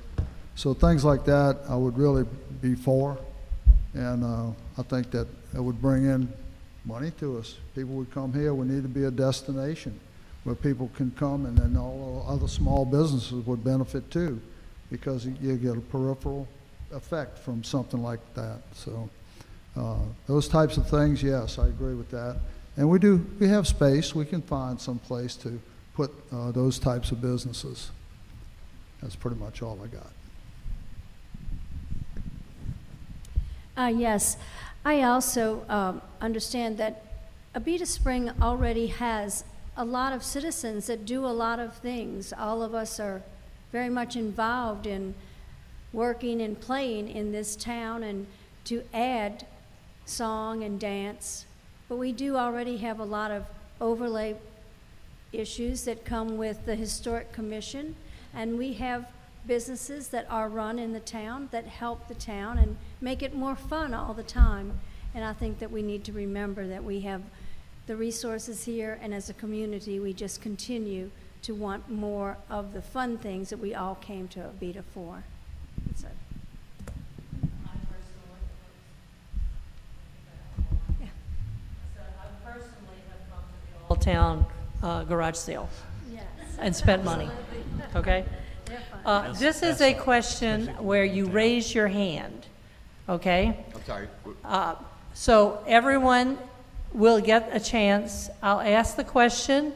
If you are in favor, say for yes, raise your hand. Do you support the Abita Historic District? Okay, the next part of that, do you support enforcement of historic district guidelines? Again, raise your hand if yes. Okay, that was simple. That was, I like that. Okay. Since I am not in Abita, I'm sorry, but I'm not sure which of the candidates that are up here are incumbents and which are not. So if you could just indicate which ones are incumbents. Okay, so this is a question for everybody else, all right?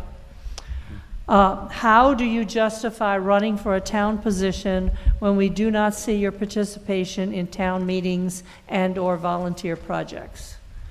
So we'll start at the beginning of the alphabet because I can't remember who was. I do come to the town meeting. I do input to them. Okay, use the microphone, please. How many town meetings have you usually attended? I don't know, 5 or 6 lately. Okay. I do come to the meetings. Okay. And if I don't come, I usually watch them on YouTube or whatever that is, on the computer. I will answer this. I am quite active in coming to the meetings for many years. I also have sat on the Historic Commission for more than 5 or 6 years, so I do participate in our city government, and I enjoy being there for our city government, and I work hard to continue that.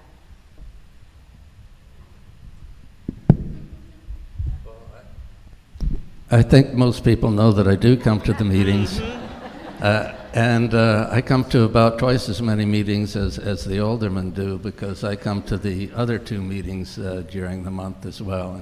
And generally I make my opinions known at them.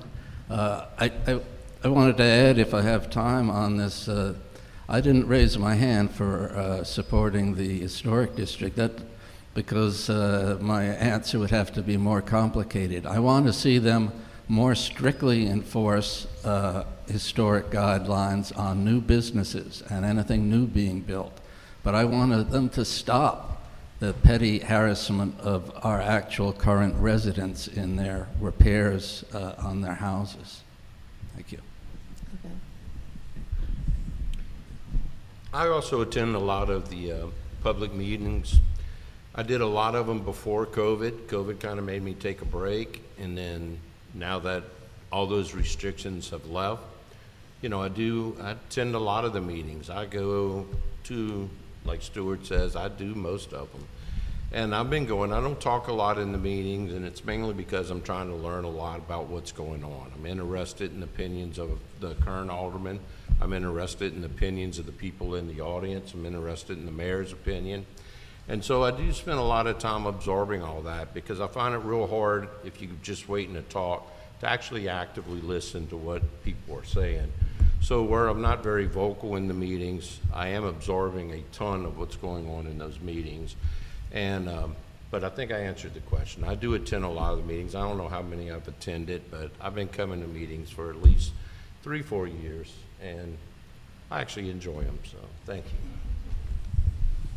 Yeah, I can't figure out who hasn't seen me at meetings. No, I really do think that's true. I think everybody up here is recognizable when you're talking about meetings and coming to meetings. I know I've done that. Obviously, I come to mine.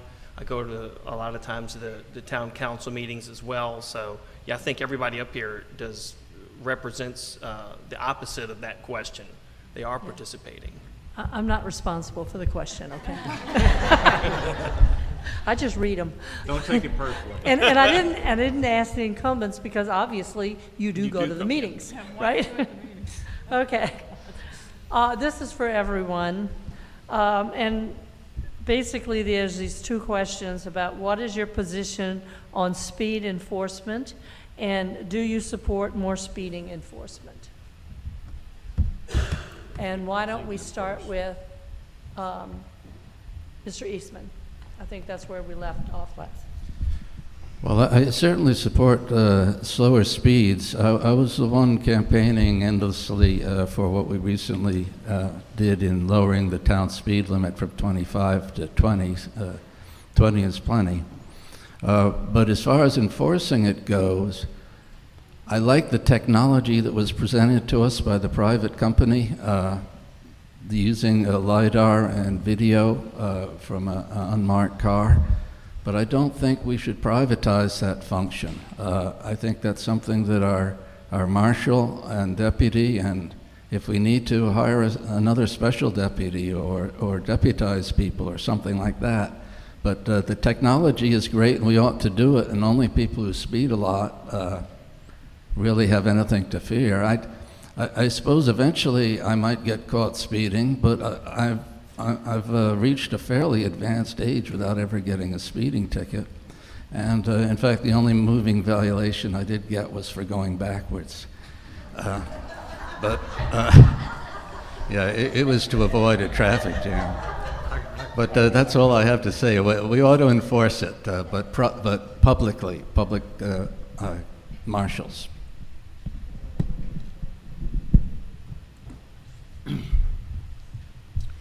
So that's whoever asked that was a really good question. But it's a question that I've been thinking about a lot, especially after the presentation with the LiDAR.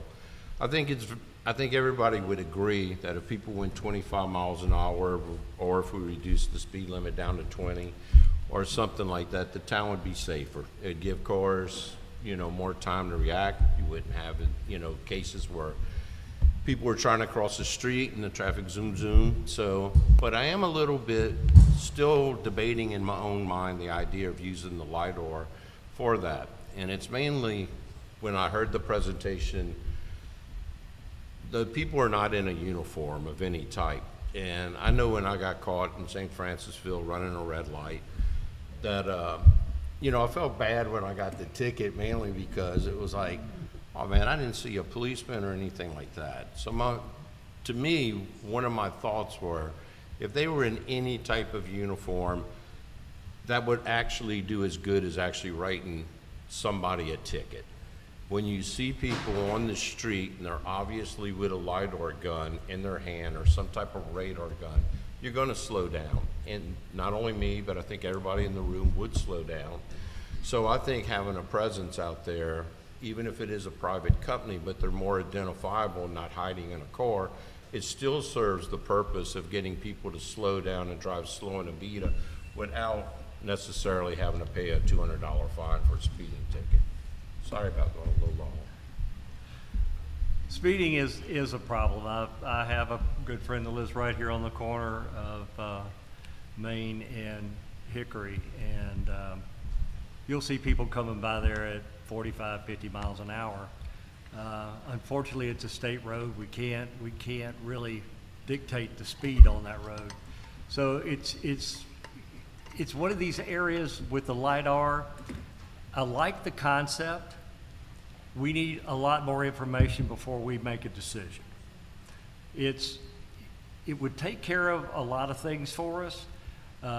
We just need to be able to have some flexibility. We only have one police officer in one half of Marshall. So we're kind of like Mayberry, and we've got Barney, and we're trying to do everything. We got one bullet, so we're trying. But we know we have a problem. It's just how are we going to fix it? Because we only have limited resources. The LiDAR is a great idea. I don't want it to be anything like what the debacle that New Orleans had. But I think with more research into this, we'll check out the legalities of it, exactly how it's going to work out. We'll explain it to everyone here who comes to the meetings. We'll get some feedback from y'all, and then we can make an informed decision. But we all realize we got some problems.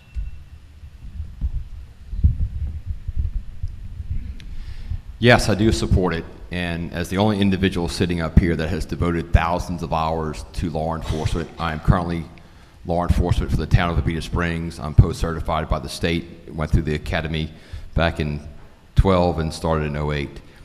85% of the tickets that were written in the town of Abita Springs when the sheriff's office covered here were non-Abita residents. We need to use technology to our advantage. There are some things to be worked out. The question was asked earlier to the mayoral candidates. The company does not make any money unless the town gets paid. So they're not getting their $70, whatever the percentage is, unless the town gets paid. And a sign should be sufficient. We don't need to have armed, uniformed officers standing on corners to control speed. If the speed limit is 15 miles per hour in a residential neighborhood, one sign should be sufficient. You don't have to have armed, uniformed officers. Yeah, I can't tell you how many meetings I've been at, and the issue of people speeding has been brought up as a safety issue. So I'm in agreement with everyone. I do think that the burden of how it is enforced should fall on the speeders, not on all of us that obey the law. So hiring more people or spending more tax dollars on that would put the burden on all of us instead of on the speeder.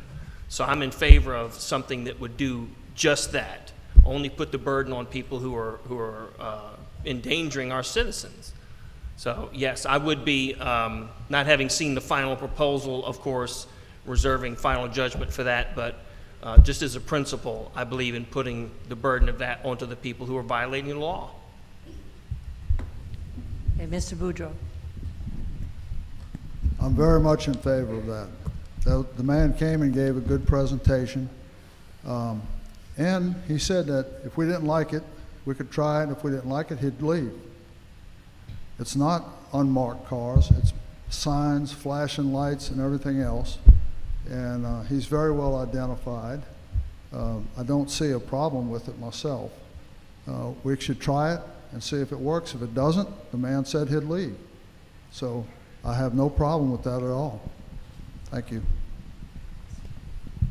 This does sound like something the administration has looked into. I appreciate that the administration, the current administration, has considered this where no one else has considered it. I will have to say that as this panel, we have a lot of state highways that are actually coming through here in our small town. So the state highways, we cannot control what those speed limits are. And I find out that if we can have anything like the LiDAR coming in, it may help what we desperately need for speeders.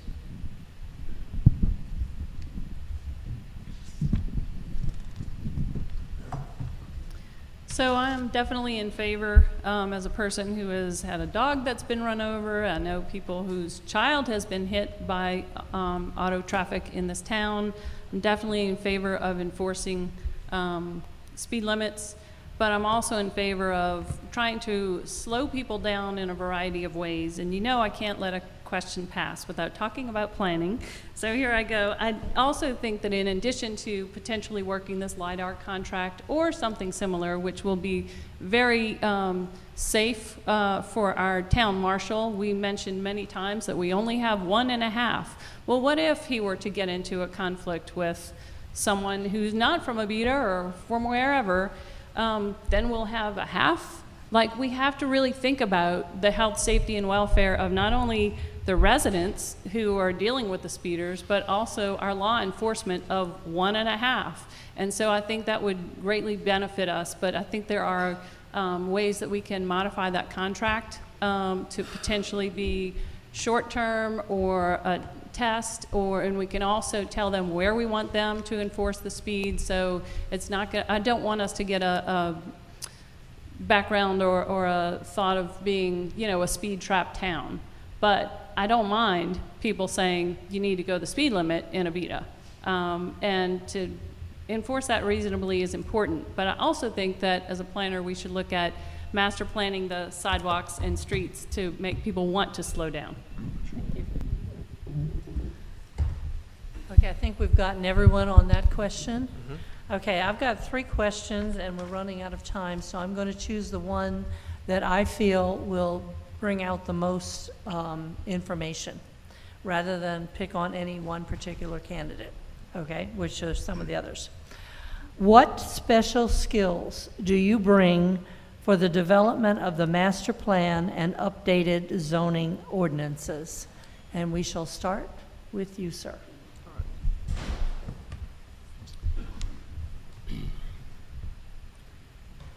Thank you for that question, because that's one of the things that I think is probably most important to us is a master plan. I don't believe, might get in a little bit of trouble here, but I do believe a master plan where it can be developed by an outside agency. I think the most critical part of a master plan is it's developed by the residents of Abita. We got a funky, a cool, a little eclectic place here, and somebody living outside of this area is not going to understand that's what we want to keep in our master plan while we're allowing growth. So where you may want to hire an outside company to do it, you can't get away with saying we're going to use their plan. You can use it as a framework, but it has to be written by the people in Abita. It has to be written by the alderman. When you ask what's my special skill, I've done a lot of very complex projects in my work life. I really understand prior planning. I understand coming up with concept designs. I understand how to come up with preliminary designs, and I understand how to come up with a critical design, and then I understand how to bring a final product to market. And after that, because you know, that is one of the skills I have. I understand how to keep about 15, 20 balls in the air while you're going in and coming up with a plan and executing that plan. So whoever did that question, thank you. Sir? I've been basically in planning for 35 years. So I understand the process. You do, as everyone has said here, we need a plan. If you have the plan, then you can work the plan. So first off, we've got to get the plan in place. And then you start working in projects and in areas.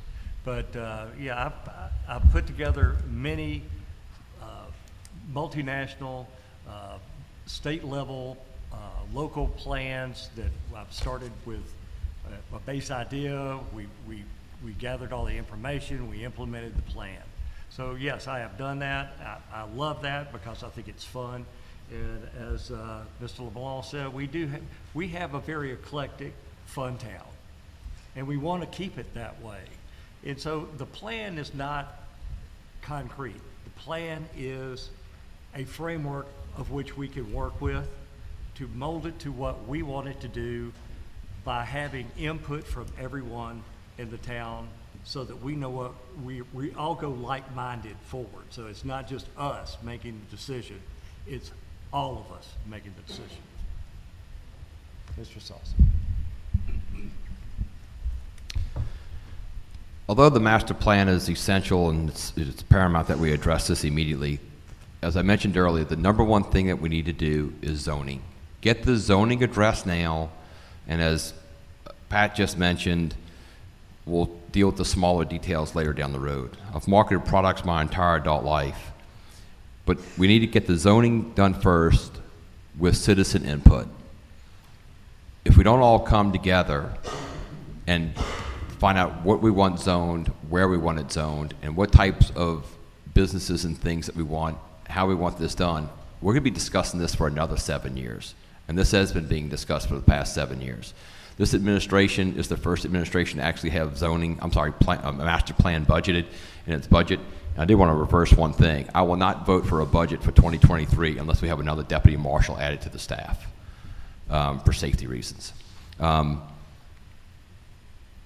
So it's first the zoning with citizen input, and I think we can do this probably 6 to 12 months if we get the zoning completed, and then we'll move forward with the rest of it. But it's much more complicated than you can answer in a minute and 30 seconds.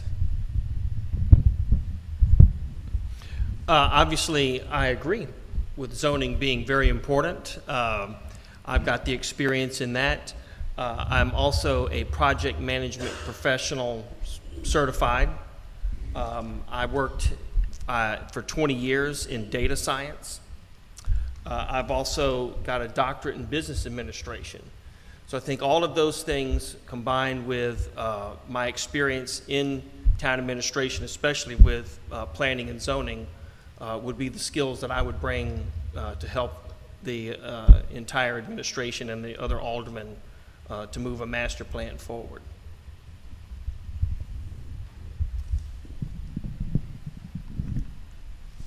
I have the skill to audit things. Every audit I've ever done in private industry or in government, we start with a plan, we implement the plan, we review the plan, and then we go into continuous improvement. So that's the way it goes. That's what we do. I've been doing that very much all my work life. So I do have the skill to evaluate and work out these plans. Thank you. I'd actually like to address the fact of ordinances. You know, in our town, what really matters to us is that we specifically promote and protect and preserve our general welfare, our safety and our health and the peace and good order of the town. I think the master plan has been on the table for many years. I am very happy to hear that the administration says that we should have the master plan ready and corrected within 12, 16 months. And ordinances do need to be looked at, and I will read, and the administration, with them and with their help, our ordinances do need to be updated, and I appreciate your time.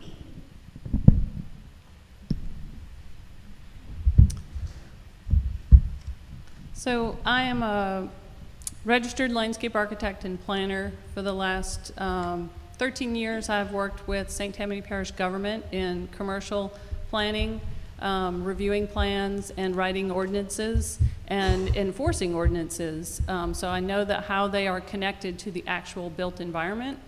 I am also have volunteered many years in the town of Abita, which I think in order to get anything moving forward, you have to really work with the people of this town, and I feel like that I have built some trust with our citizens. So I think that as an alderman, using my skills as a planner and a landscape architect, my insight for what's going on a parish level, and 25 years of prior experience working with large-scale firms as a landscape architect in the Carolinas and around the country, basically, will all serve as good experience to working towards our master plan.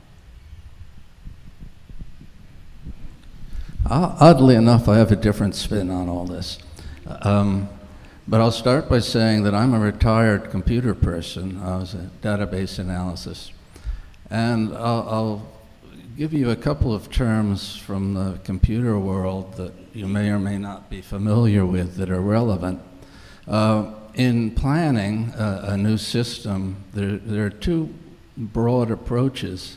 One is called waterfall, and the other is called agile. And the waterfall is someone, or business or consultants or the whole organization comes up with a big plan that's supposed to take care of everything. And when the government does this, it's almost always a disaster, but they keep trying.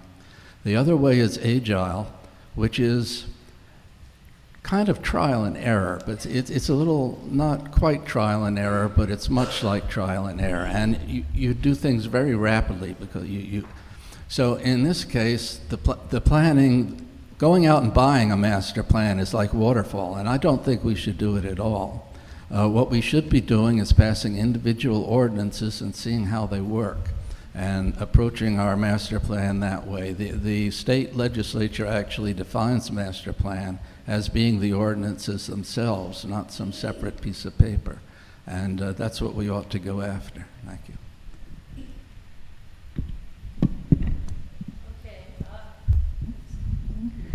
We have a little bit of time, like about 10 minutes, and we have 8 candidates, so I think that I will change things and limit you to 1 minute so that I can get everybody to answer. But we'll start with Mr. Patterson. Your slogan is preserving Abita. What have you done and will do as Alderman to preserve the unique character of Abita Springs? First off, I've written numerous ordinances to keep the culture of Abita Springs. One was the container ordinance, which all containers that carry trash have to be fenced in. When I first came to town, Junior Food Mart had it sitting in the middle of the parking lot. We didn't think it looked very well, so I was able to pass an ordinance to do that. I have worked very closely with Historic Committee. We have written ordinances for the beautification of the town and to maintain its quality and its culture. So I just want to continue to do that. I think it's very important to all of us. Okay. Repeat the question, please. Okay, what have you done or will do what have you done or will do as Alderman to preserve the unique character of Abita Springs? What I have done is I've worked and to create the transparency of a fiscal budget. And it's the first, and I think it's the greatest in Abita's history. I've worked with administration. We complete more work orders in a calendar year than the previous administration probably completed in a 4-year term.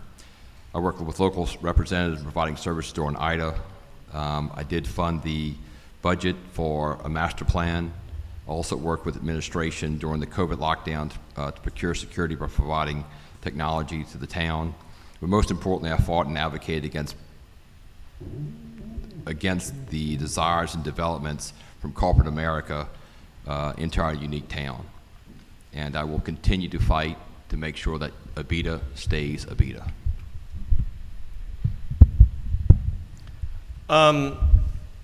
Let me give you an example. After Hurricane Ida, the following week, a whole group of us, and I'm not going to name the other people who were there, but a whole group of us came together fairly spontaneously. A bunch of us had chainsaws, somebody had a tractor, and we just started to go around to every place that the town administration said, this lady here lives alone. She needs help. She needs to clear a bunch of things off of her property. And we just went and did it. Just nobody in leadership, nobody in charge. We just worked together, and it was one of the greatest examples. It was one of the fondest memories that I have of this place. And I want to do the equivalent of that on the Board of Aldermen. Mr. Boudreau? Every company I've worked with has increased their market share a lot. We do that through very strict continuous improvement things. Ordinances are pretty much the same thing. We pass ordinances to keep things continually improving in this town. We have to think of this town as a person, and we want to take care of this person. We want to keep it from getting sick. We want to keep it from getting poor. So we could look at things in that light. This town is a wonderful place. I love it. I really enjoy living here. I keep coming back. So I own a house on St. Joseph Street. I'm renovating it right now. I have the apartments livable. So I want to stay here, and I want this town to be something that people in the future will say, well, those people did a good job, and they kept it You're out moving of forward. time, sir. I haven't quite mentioned that I do have a big concern with our water drainage. I myself had an issue with water intrusion that in conjunction with the town engineer, he helped to resolve. I'm proud of that accomplishment to get what happened on my property, and I know that all of you are very aware of water intrusion around Abita, ditches, including your homes. I plan to work with the engineers and with the administration to address residential and commercial growth challenges with regard to this issue. Ms. Contois? So I love Abita, and when I moved here, I decided I wanted to volunteer just to become a part of it, and I was one of the people who started Friends of the Park, and we did many great things and created Earthfest for 10 years. And then I said, wait, there's more I can do. As a planner, I have some skills that could help because I knew that our legislation and our laws were so antiquated. So in the last 4 years, it has been my honor to serve as your alderman, and I would appreciate it if you wanted to have me again. I'd be happy to serve, but the master plan is my number one. But I also think in the last several years, we've done a lot of good pieces of legislation, including passing a low-density designation, the stormwater ordinance, funding for the master plan, and just generally making people more aware of green space and flood protection, which I think are going to be some of our major items to deal with in the next 4 years. Time up. I'm going to quickly mention 3 things that I have done, although I'm not an incumbent. If you go back to the old advocate from the time, you'll see that when that planned unit development was passed, I was the lone voice speaking out against it. I've also alerted the town to just about everything, but in particular the attempt to bring in another Dollar General. And I wrote an ordinance based on other towns' ordinances that prevents formula businesses. I think they're sometimes called chains. They're technically often called formula businesses. I wrote an ordinance. I passed it on to the town councilman, and I'm going to what I will do is continue to push for that. I'm going to push as hard as I can if I'm elected, or even if I'm not elected, to try and get that, because it's crucial.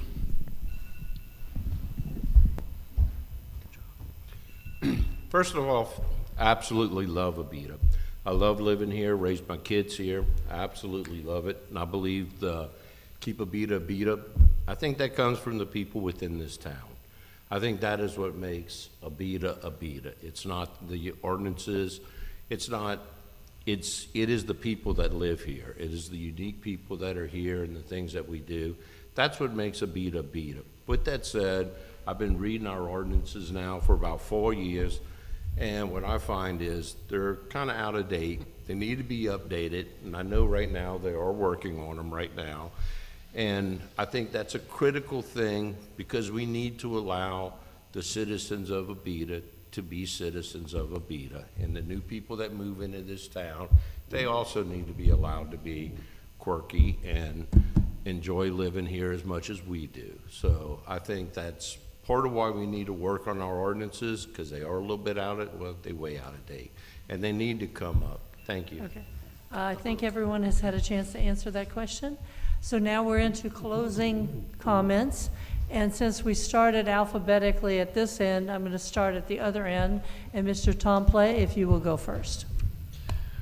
Thanks again for hosting this and for giving everybody a chance to hear from each one of us.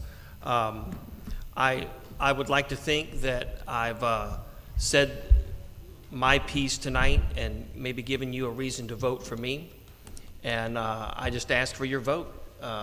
on November 8th, number 121. Thank you, League of Women Voters, and thank you in advance for your consideration of re-electing me to the position as Alderman. 4 years ago, I ran for office because of lack of ethics, accountability, wastefulness, and a lack of transparency, specifically fiscal transparency. Today, the town of Abita Springs is in a better financial position than previous administrations. Most importantly, all of our finances are published monthly on the town's website. In the past 4 years, I'll have to confirm this with Leanne, I think I've missed 2.5 meetings, 1 vacation, 1 COVID, and 1 for my mother's funeral, which I left early. My heart's dedicated to the citizens of Abita Springs and its guests. I do not take this position lightly and will do everything in my power to preserve Abita, have responsible growth, and assure the resources are dedicated to improving the lives of the citizens of Abita and her guests. Abita Springs is a jewel of Louisiana. Safety is number 1, physical responsibility, followed by cleanliness. Regardless of the degree of the second and the third, safety is most important. Therefore, I will not vote, as I mentioned earlier, and this is in writing, to approve the 2023 budget without the additional funding of another deputy marshal. I appreciate your support on November the 8th, or sooner.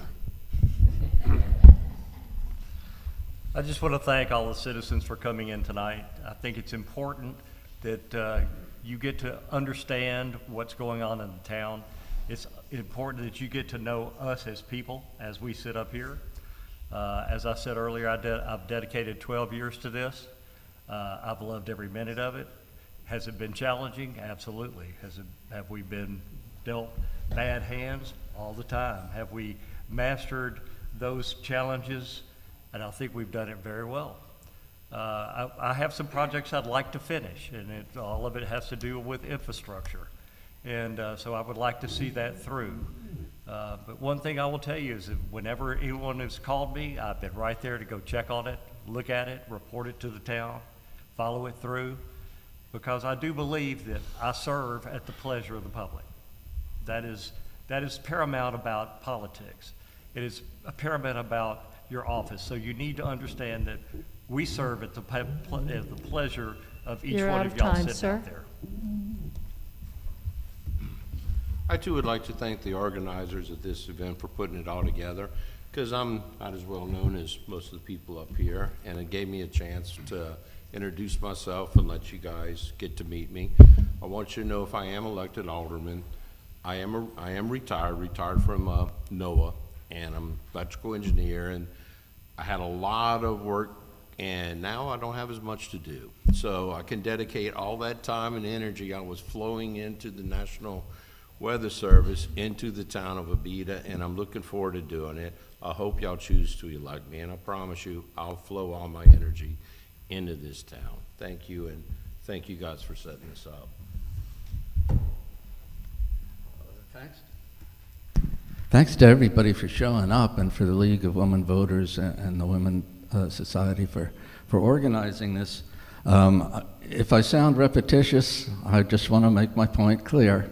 The reason I'm running is to fight Dollar Generals and planned unit developments and any other formula stores that try and move in and reduce our uniqueness.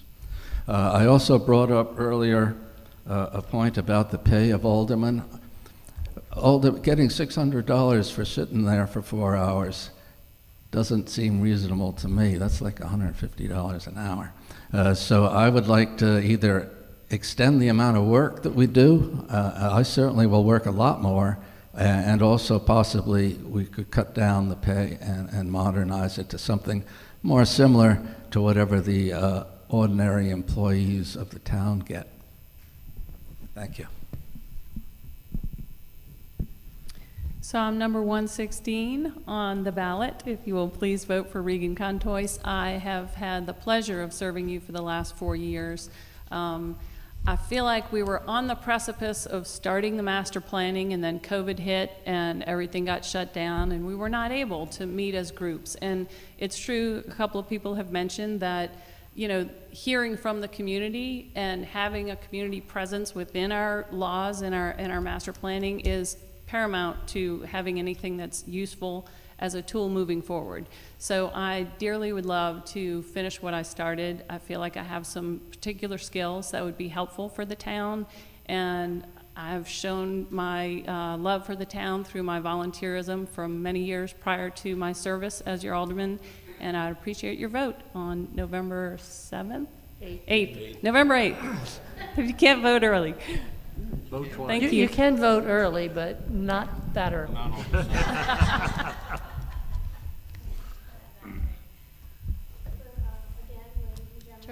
Could you turn on your mic, please? We had a technical malfunction. Hello. Thank you. I too really enjoy living in Abita. What I enjoy most is when you have friends and family and people that hear that you live in Abita, they want to know about our town. They ask me, when can I come visit and come to your festivals? So I enjoy living in Abita. And one thing I do want to say is that let's continue to talk and be a kinder, gentler, so our community growth is honored as it is in so many people that I speak with. So thank you again.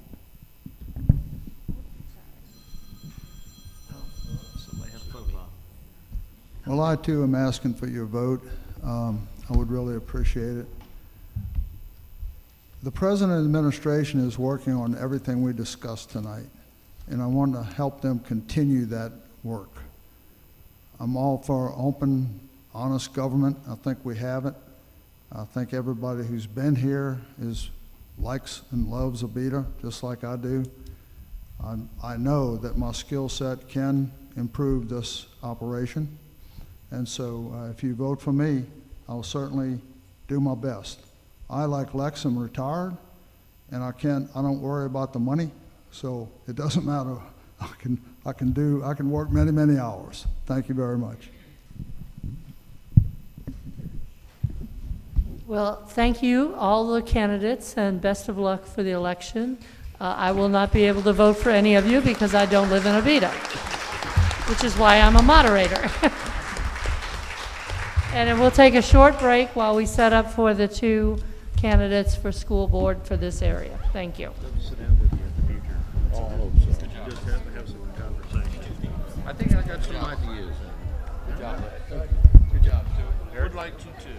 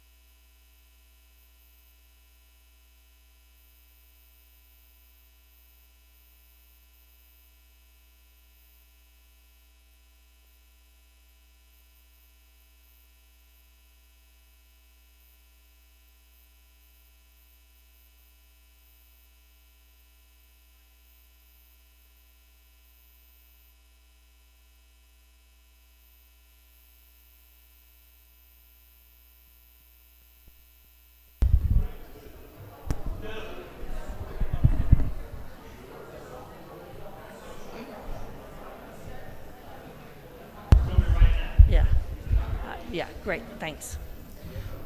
Okay, could we have the candidates seated, please, and everyone get into their seats? I have a diabetic dog at home who wants to eat. Come on now. Me too. You do? And she needs her insulin. Come on.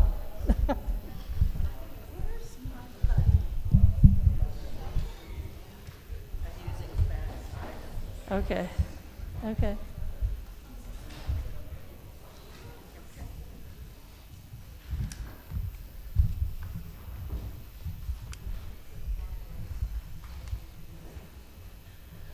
All right. We have two candidates for school board, and we have opening statements of 3 minutes. Answers to questions, 3 minutes each, with a total of 6 questions. And we're going to cease questions at 8 p.m., and we'll have 1 minute for closing. Again, if you have any questions, you can write them on an index card, hold it in the air, and they will be collected for us to look at. Thank you. We'll start with Ms. Barrios. All right, I'm Lee Barrios, and I'm a retired teacher running for this school board district. I thought I was going to have to give you the story of my life in 1 minute, but now I have 3 minutes. I was born in Baton Rouge because my dad was going to LSU after serving in World War II. So I've had the experience of attending public schools always in numerous places, including the military American schools in Europe. So I have a pretty broad perspective about how public schools operate. I ended up back in Baton Rouge and graduated from Baton Rouge High School because, again, my dad was assigned as the commander of cadets at LSU ROTC. I went to LSU for a couple of years, got my MRS degree, and eventually moved to the North Shore. I raised my 3 children here who started out in the Abita schools and then finished in the other feeder high schools. And at the age of 42, I decided, I think I'll be a teacher. So I had to go back to school. It took me 3 years to get my undergraduate degree and certification. I eventually got my master's because of I was assigned to teach gifted, and I taught for 17 years.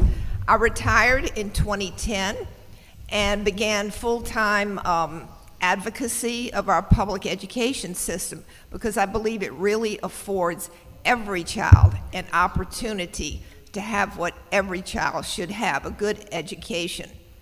I feel like now I want to lend my expertise, my experience, and the leadership skills that I've developed going all over the state and to Washington, advocating and learning about public education. So that's why I'm running for school board. Thanks.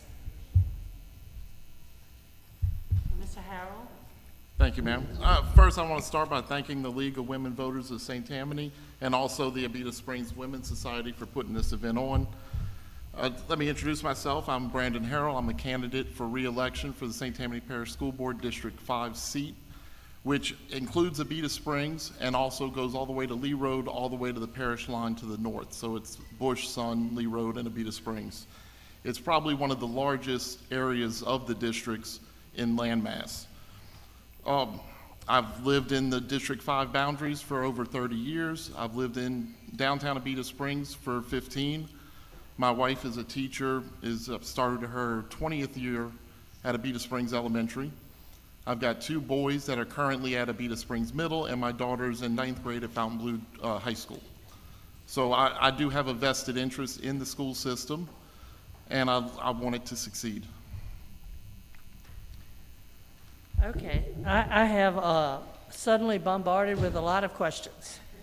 So the first one I'm going to choose, and for both of you to answer, what is the role of the Bessie board versus the school board?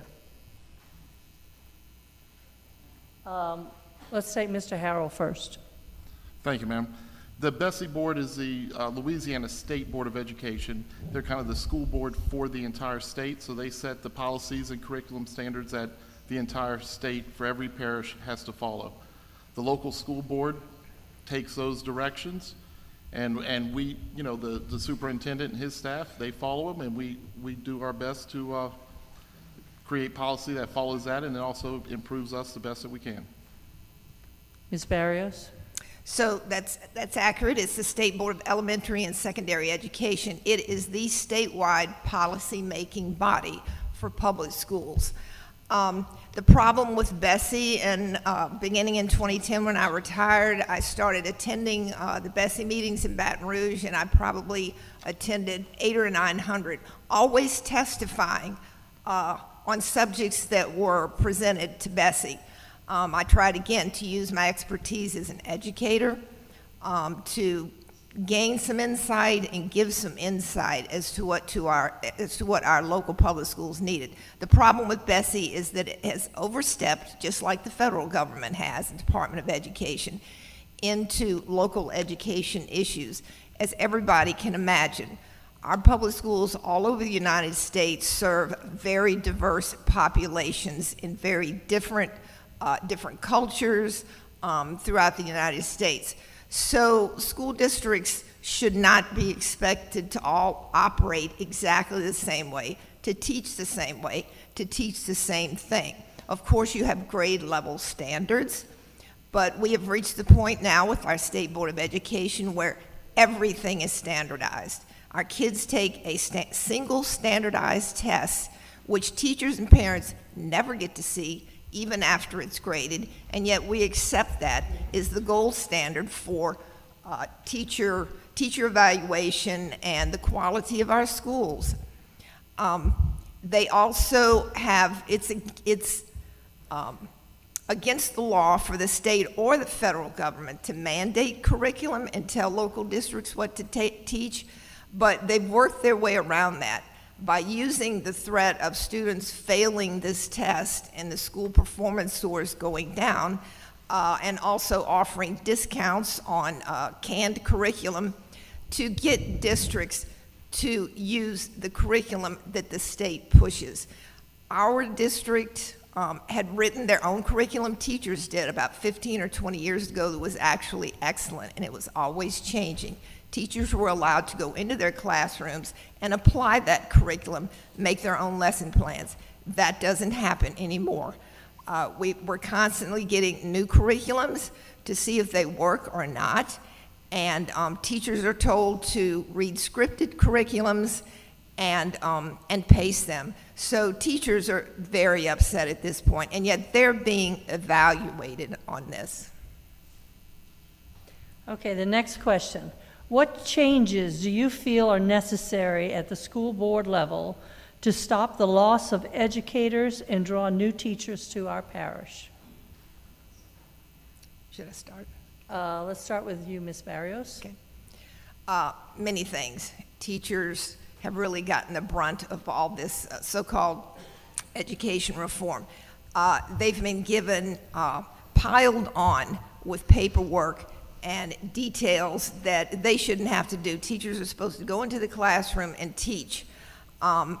So curriculum is really my biggest issue, and I think teachers' biggest issue. They want to be able to teach the way they were trained as professionals to teach. Okay, we want our doctors to practice medicine the way they were trained to teach, not by the American Medical Association, and so on and so forth.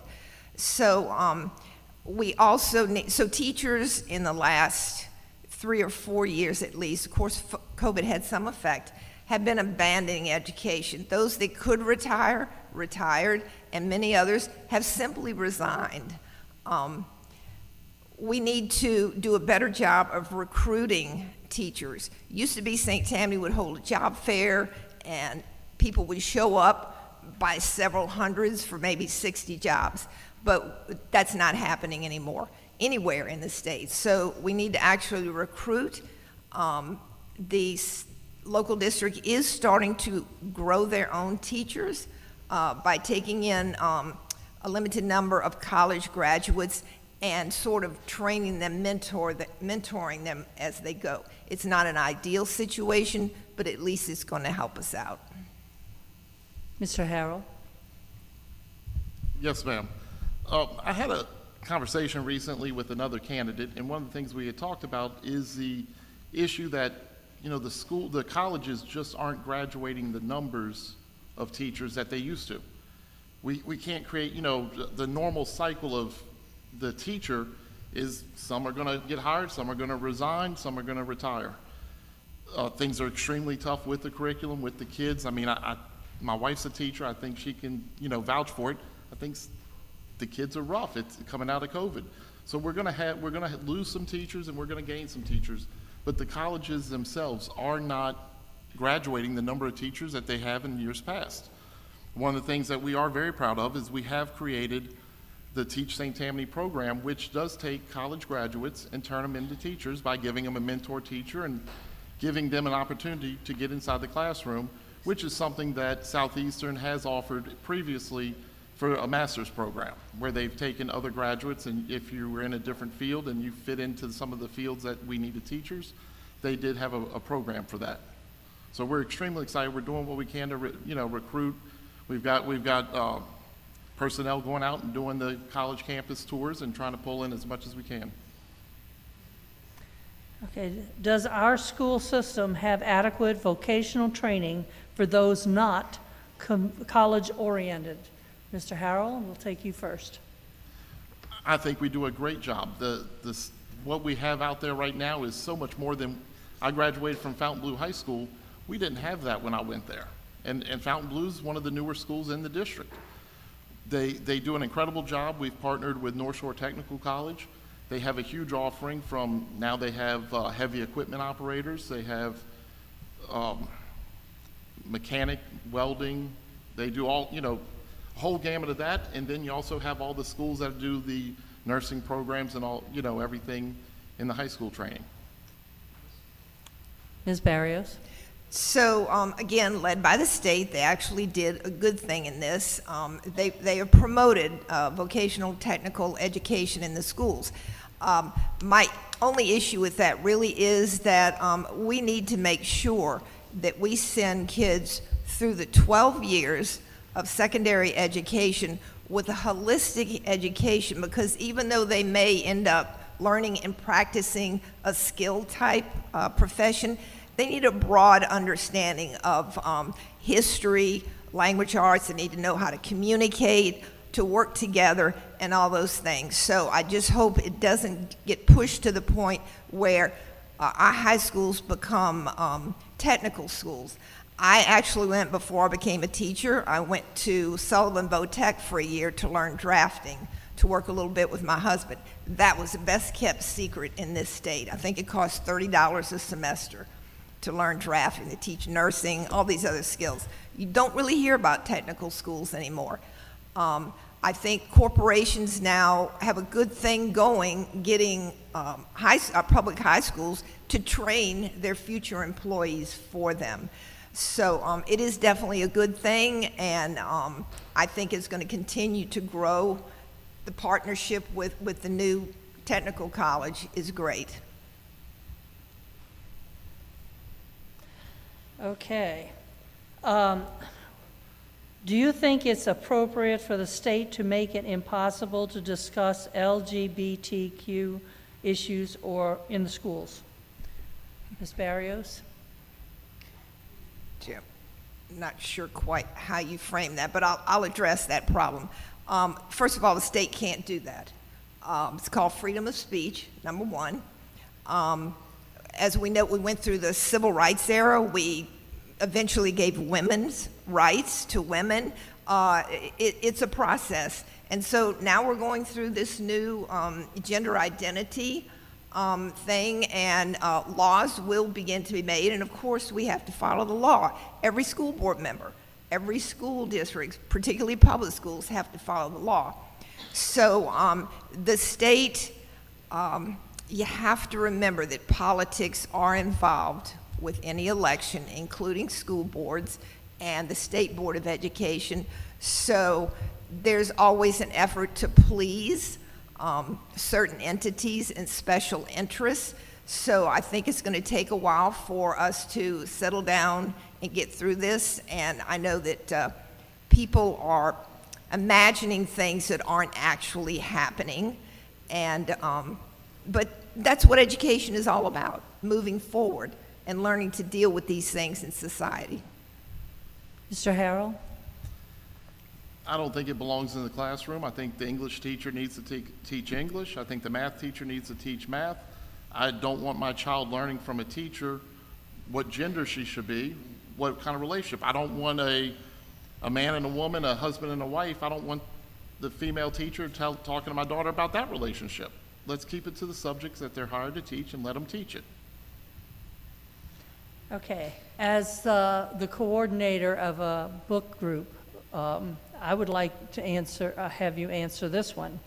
What is your position on banning books, Mr. Harrell? I think a lot of the literature, some of it is not appropriate. I mean, I guess as they get older, 9th, 10th, 11th, some of their language and some of the things. I've got a 9th grade daughter. There's some stuff I don't want her talking about, don't want her reading about.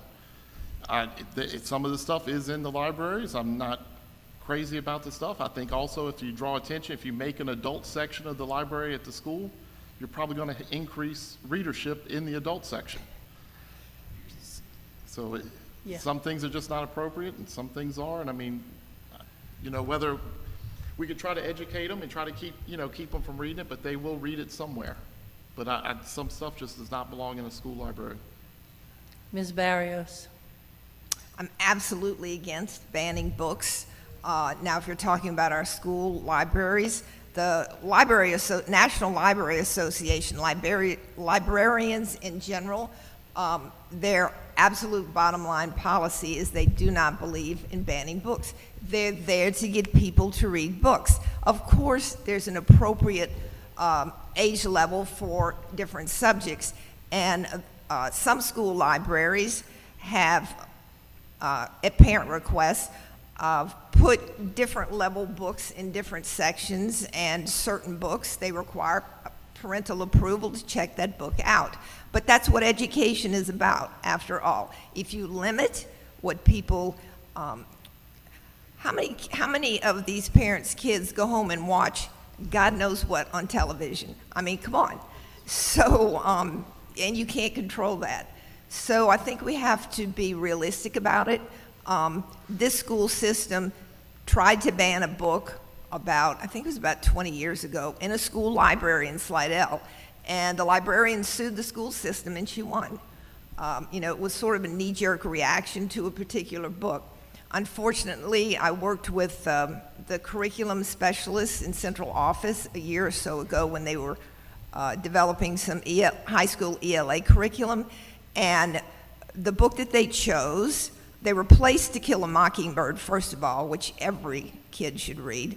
But the book that they chose, they censored in certain parts. And they sent a note home to parents that this is how we're going to deal with this. We're going to read the book in class. This is 10th grade. Read the book in class, and we're going to skip those sections. And, that's absurd. I hope that that's a passing thing. But we certainly don't want our high schools banning classics. Okay. What subject do you think is most important in elementary, middle, and high school?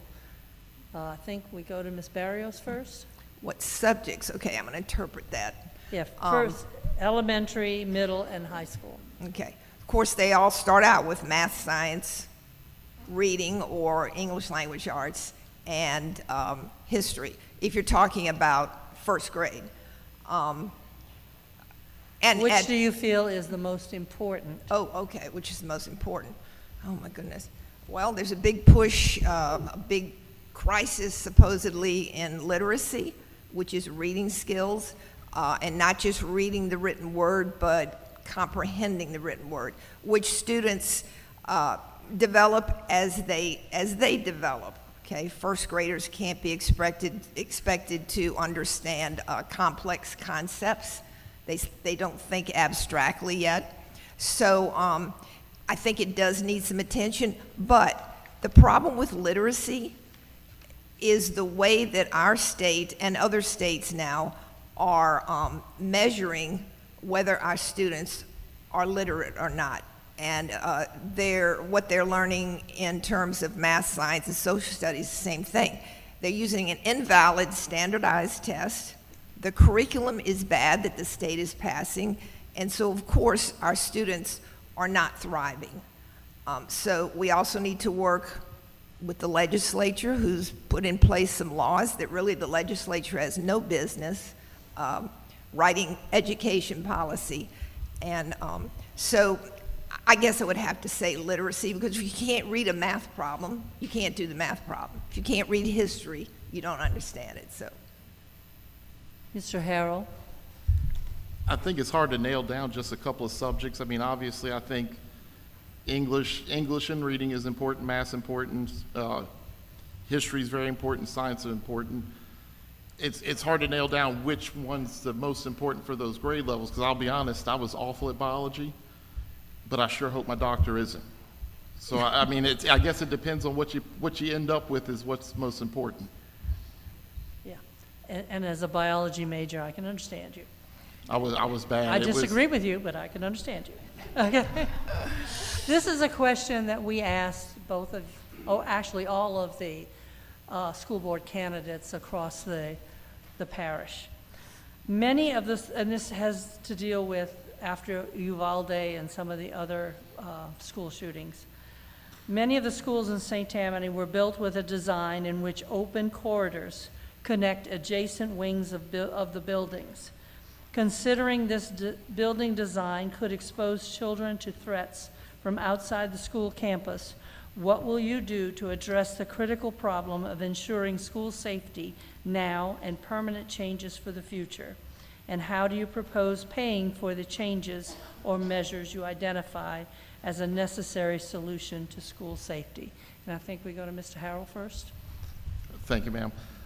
We're really excited. Over the last couple of years, we've introduced school resource officers at every school in St. Tammany. We now have a nurse at every school in St. Tammany, and we also have a mental health professional at every school in St. Tammany. Those are three critical things that are needed in our campus, that is needed at every school. We've done a lot of improvements with the locking mechanisms for schools where now they're ID activated, not necessarily key activated. Perimeter fencing within the schools. We've just done a major, right here at Abita Middle, we've brought in a new driveway so that now the kids' playground, before anybody could walk through the playground during lunch when they wanted to check a kid out, assuming they're parents. Now we have a separate entrance during the day that the kid, nobody, no car, no person should be on the playground or crossing a playground and have easy access to students. We're in the process right now of Abita Elementary getting more fencing to block off some of those access points. I've talked to local, state, and federal law enforcement agencies personally. I've talked to them on the phone, asked them about it, and they've all agreed that the most important thing when it comes to school safety is having some sort of choke point where it's one way in, one way out. And I think we're doing a great job of doing that throughout all our schools. Ms. Barrios? So St. Tammany still has a ways to go, having worked in the schools and still, visiting and having friends and teachers in the schools. Not every school has a locked perimeter fence, and I don't even like to think about it, but as we all know, it's an inevitability that any school anywhere in the United States could have one of these, shooters or really anything like that.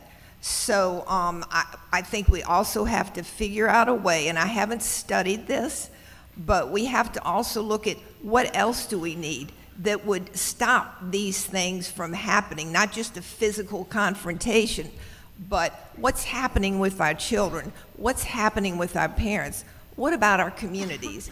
Abita's great because, not that it couldn't happen in Abita, but it's a small community. People know where other people's kids are and where they're supposed to be. And we provide activities for kids. So I think it's a really broad subject, and there are people who think, lock her down, that'll take care of everything, and it just doesn't, because the students go in the schools.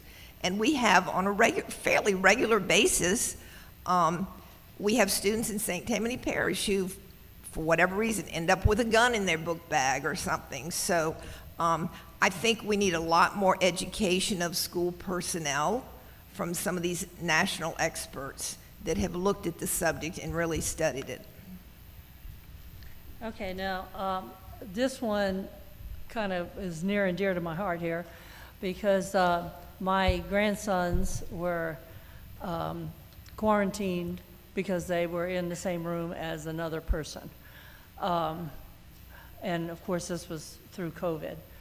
Do you believe the health decisions should be made by their guardians and not by the government/school? Ms. Barrios, we'll start with you. Okay. All right, again, I'm going to take that question the way I think what you're asking. Of course, parents should be able to and do have the ability to make decisions for their children. But any decision you make, there are consequences and there are benefits. So if the schools, which they did, followed the science, which of course some people don't accept, but they followed the science, they had to. Their liability, their concern for the kids, they followed the science and they shut down the schools for a while. And then with direction from scientists and the government, they reached a point where they opened it up again, needed masks and all those things. And parents had the option of doing virtual school and not sending their kids to school or wearing masks. And as a military brat who, when we went to Europe many moons ago, we had to take probably 30 different vaccinations over the course of 3 years. It was never questioned. And that was when polio was still, my aunt actually had polio. And so, you know, I don't know, how has our mindset changed to where we don't believe that we need to take vaccinations or to protect ourselves in some way? But that's a parent's choice. Mr. Harrell? Yes, ma'am. I 100% think it's up to the parents to make what's decision. If they think it's important that their kids be masked or stay home, we encourage them to do that. We followed the government guidance on what we need to do locally, and I know we pushed hard to get the schools back open and 100% as fast as possible. But yes, it's up to the parents to make the decisions for their own students. Now I'm going to throw this one out because I was working with someone whose daughter didn't want to attend a certain school, and she was on the border between another school and wanted to go virtual and was told that virtual school does not exist at this time. What is your standing on that? Ms. Barrios? Well, the state has pushed virtual schools starting about 12, 15 years ago, charter schools and virtual schools. And so the state does have at least one, and maybe two, state-approved virtual schools. There are also charter virtual schools that the state has approved. So, I mean, there is an option for a virtual school. There's also homeschooling, and I mean, and of course, private school if you can afford it. So did that respond to the question appropriately? Yeah, in this particular case, she was on a waiting list for those virtual schools and wasn't notified in any particular time. And was that during COVID? This was just recently, like a month ago. Mr. Harrell? Was your daughter in St. Tammany? Oh, it wasn't my daughter. It was someone I was working with. Oh, okay. And it was St. Tammany, yes. Okay. I think kids learn best in the classroom. I mean, there are other options, such as homeschooling or private school or, you know, the charter schools, but those schools, some of them are for profit. They're trying to do, they can do less with, or do more with less, that's what they're gonna do. But the students still learn best in the classroom. Every family's different. My kids learned great at home, but my wife's a teacher. If they had to learn from me, they probably wouldn't have done it near as good as what she did. I'll be honest. But they do learn best in the classroom. Yeah. Okay. Will you condemn the teaching of CRT and SEL? Mr. Harrell? Yes. Okay. Okay, I know what CRT is, but can you define what SEL is? Because I don't know. We have no clue. SEL is the social emotional learning. Oh. So the 7 Habits of Highly Effective People, in theory, it's a great, it's kind of the golden rule. I know some of the critics of SEL it's kind of a segue into CRT. Like, hey, here's full CRT, critical race theory. We can't do that, so let's teach this. But in general, I mean, it's kind of a 7 high, that's one of the big ones. I mean, everybody kind of knows the 7 habits, but I think it's been manipulated to be something else than what it should have been. Well, thank you for those of us who have no clue for defining it. You're welcome. Ms. Barrios? So it's impossible to actually explain what CRT is or what people think it is in just a couple of minutes. But just basically, it's been misunderstood and misapplied as something that K through 12 education would have anything to teach about. It was started, the research, critical, and the theory came up beginning with a lawyer, professor, in I think 1970. And it was kind of interesting because as a lawyer, and he was African American, he could see, well, gee, we solved the civil rights problem. We wrote all these laws, right? Why do we still have racism and what's actually causing some of these things? So he developed this critical race theory. And to give you an example, our legislature just passed last session a new law that schools can't prohibit. In most dress codes, it says that you can't have unusual hairdos or attract attention.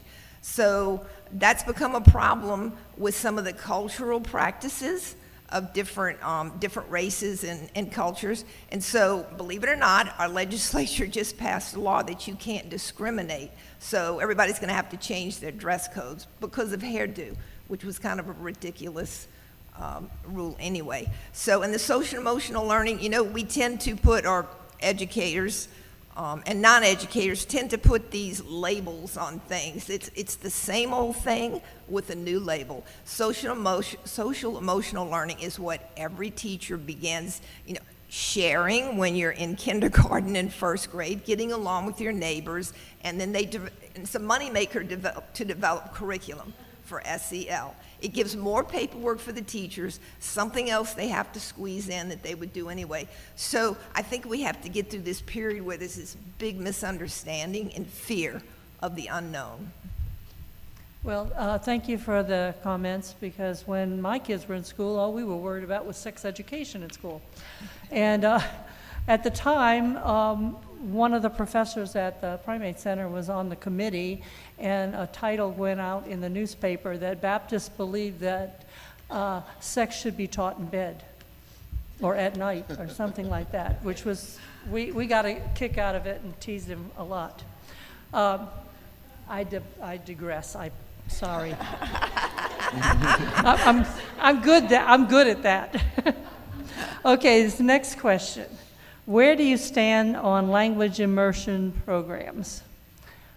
Who did we go to last? I think Brandon was I first. went first. So. Okay, Ms. Barrios. I'm losing track. So remember, we're talking about public schools, schools where every child who walks through the door, their needs are supposed to be met, okay? So unlimited taxpayer funds.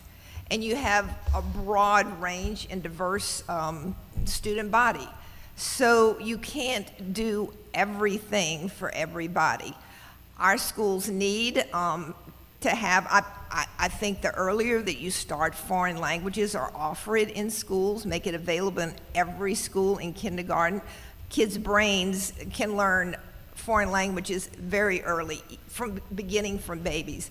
But to pull out or to segregate kids who, for instance, want French immersion, then you're talking about spending a lot of money on that subgroup that they could take French in the classes. Okay, now I wish every school, every high school taught French and Italian or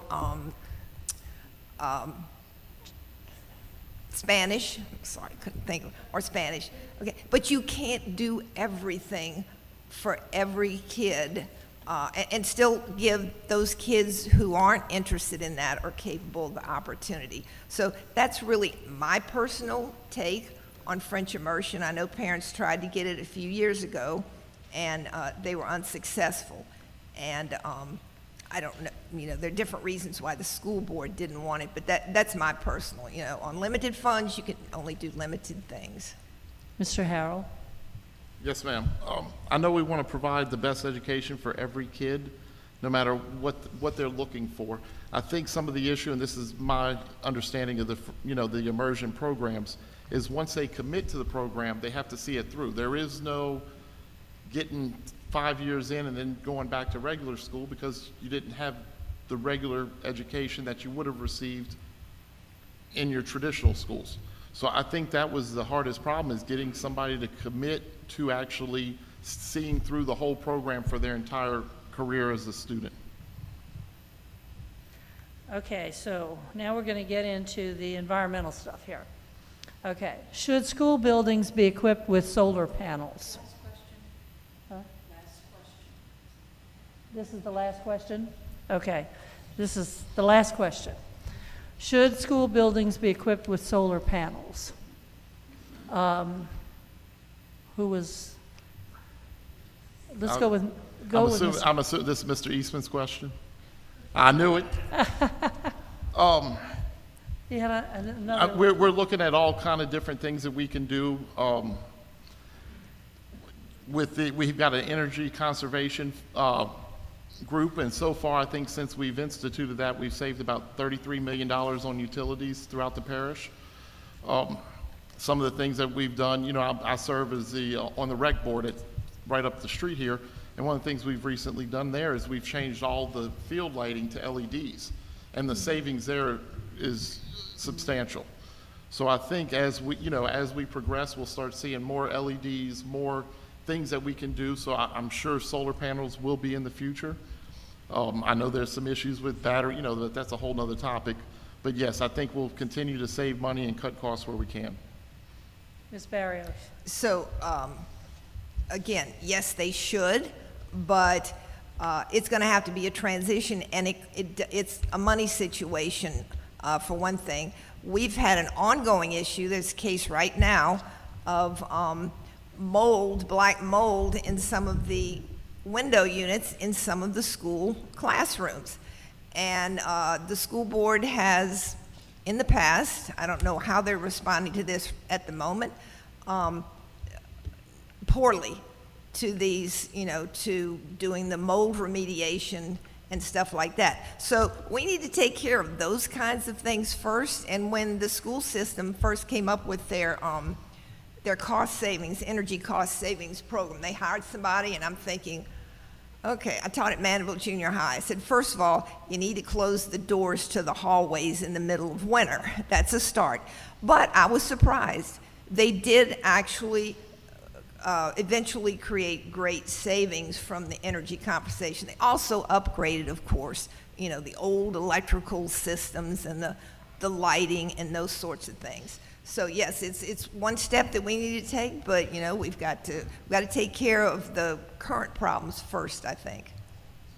Because I'm a tutor in some of the schools. Which school has black mold? Right now, it's Mandeville Middle or Elementary. I believe it's Mandeville Elementary. It doesn't mean okay. It just Oh, good. It's not Mandeville Middle. That's where my precinct is, because I'm a commissioner in charge. I would like to know that. Okay.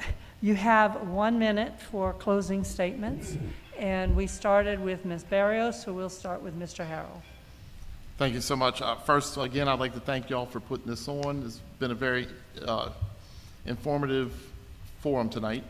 I would appreciate y'all's vote in this upcoming election.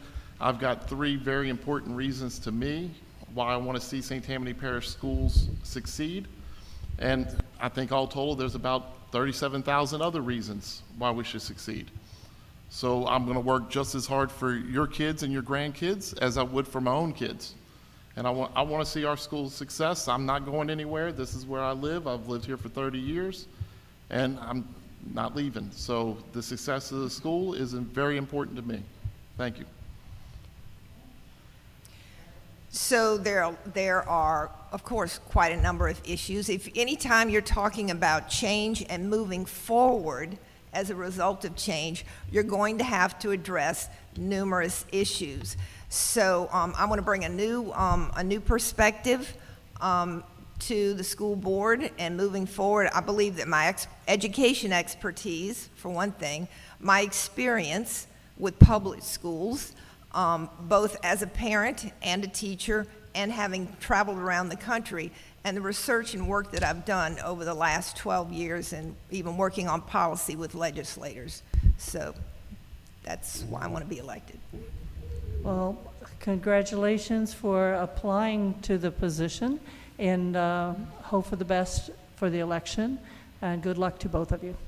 Thank you.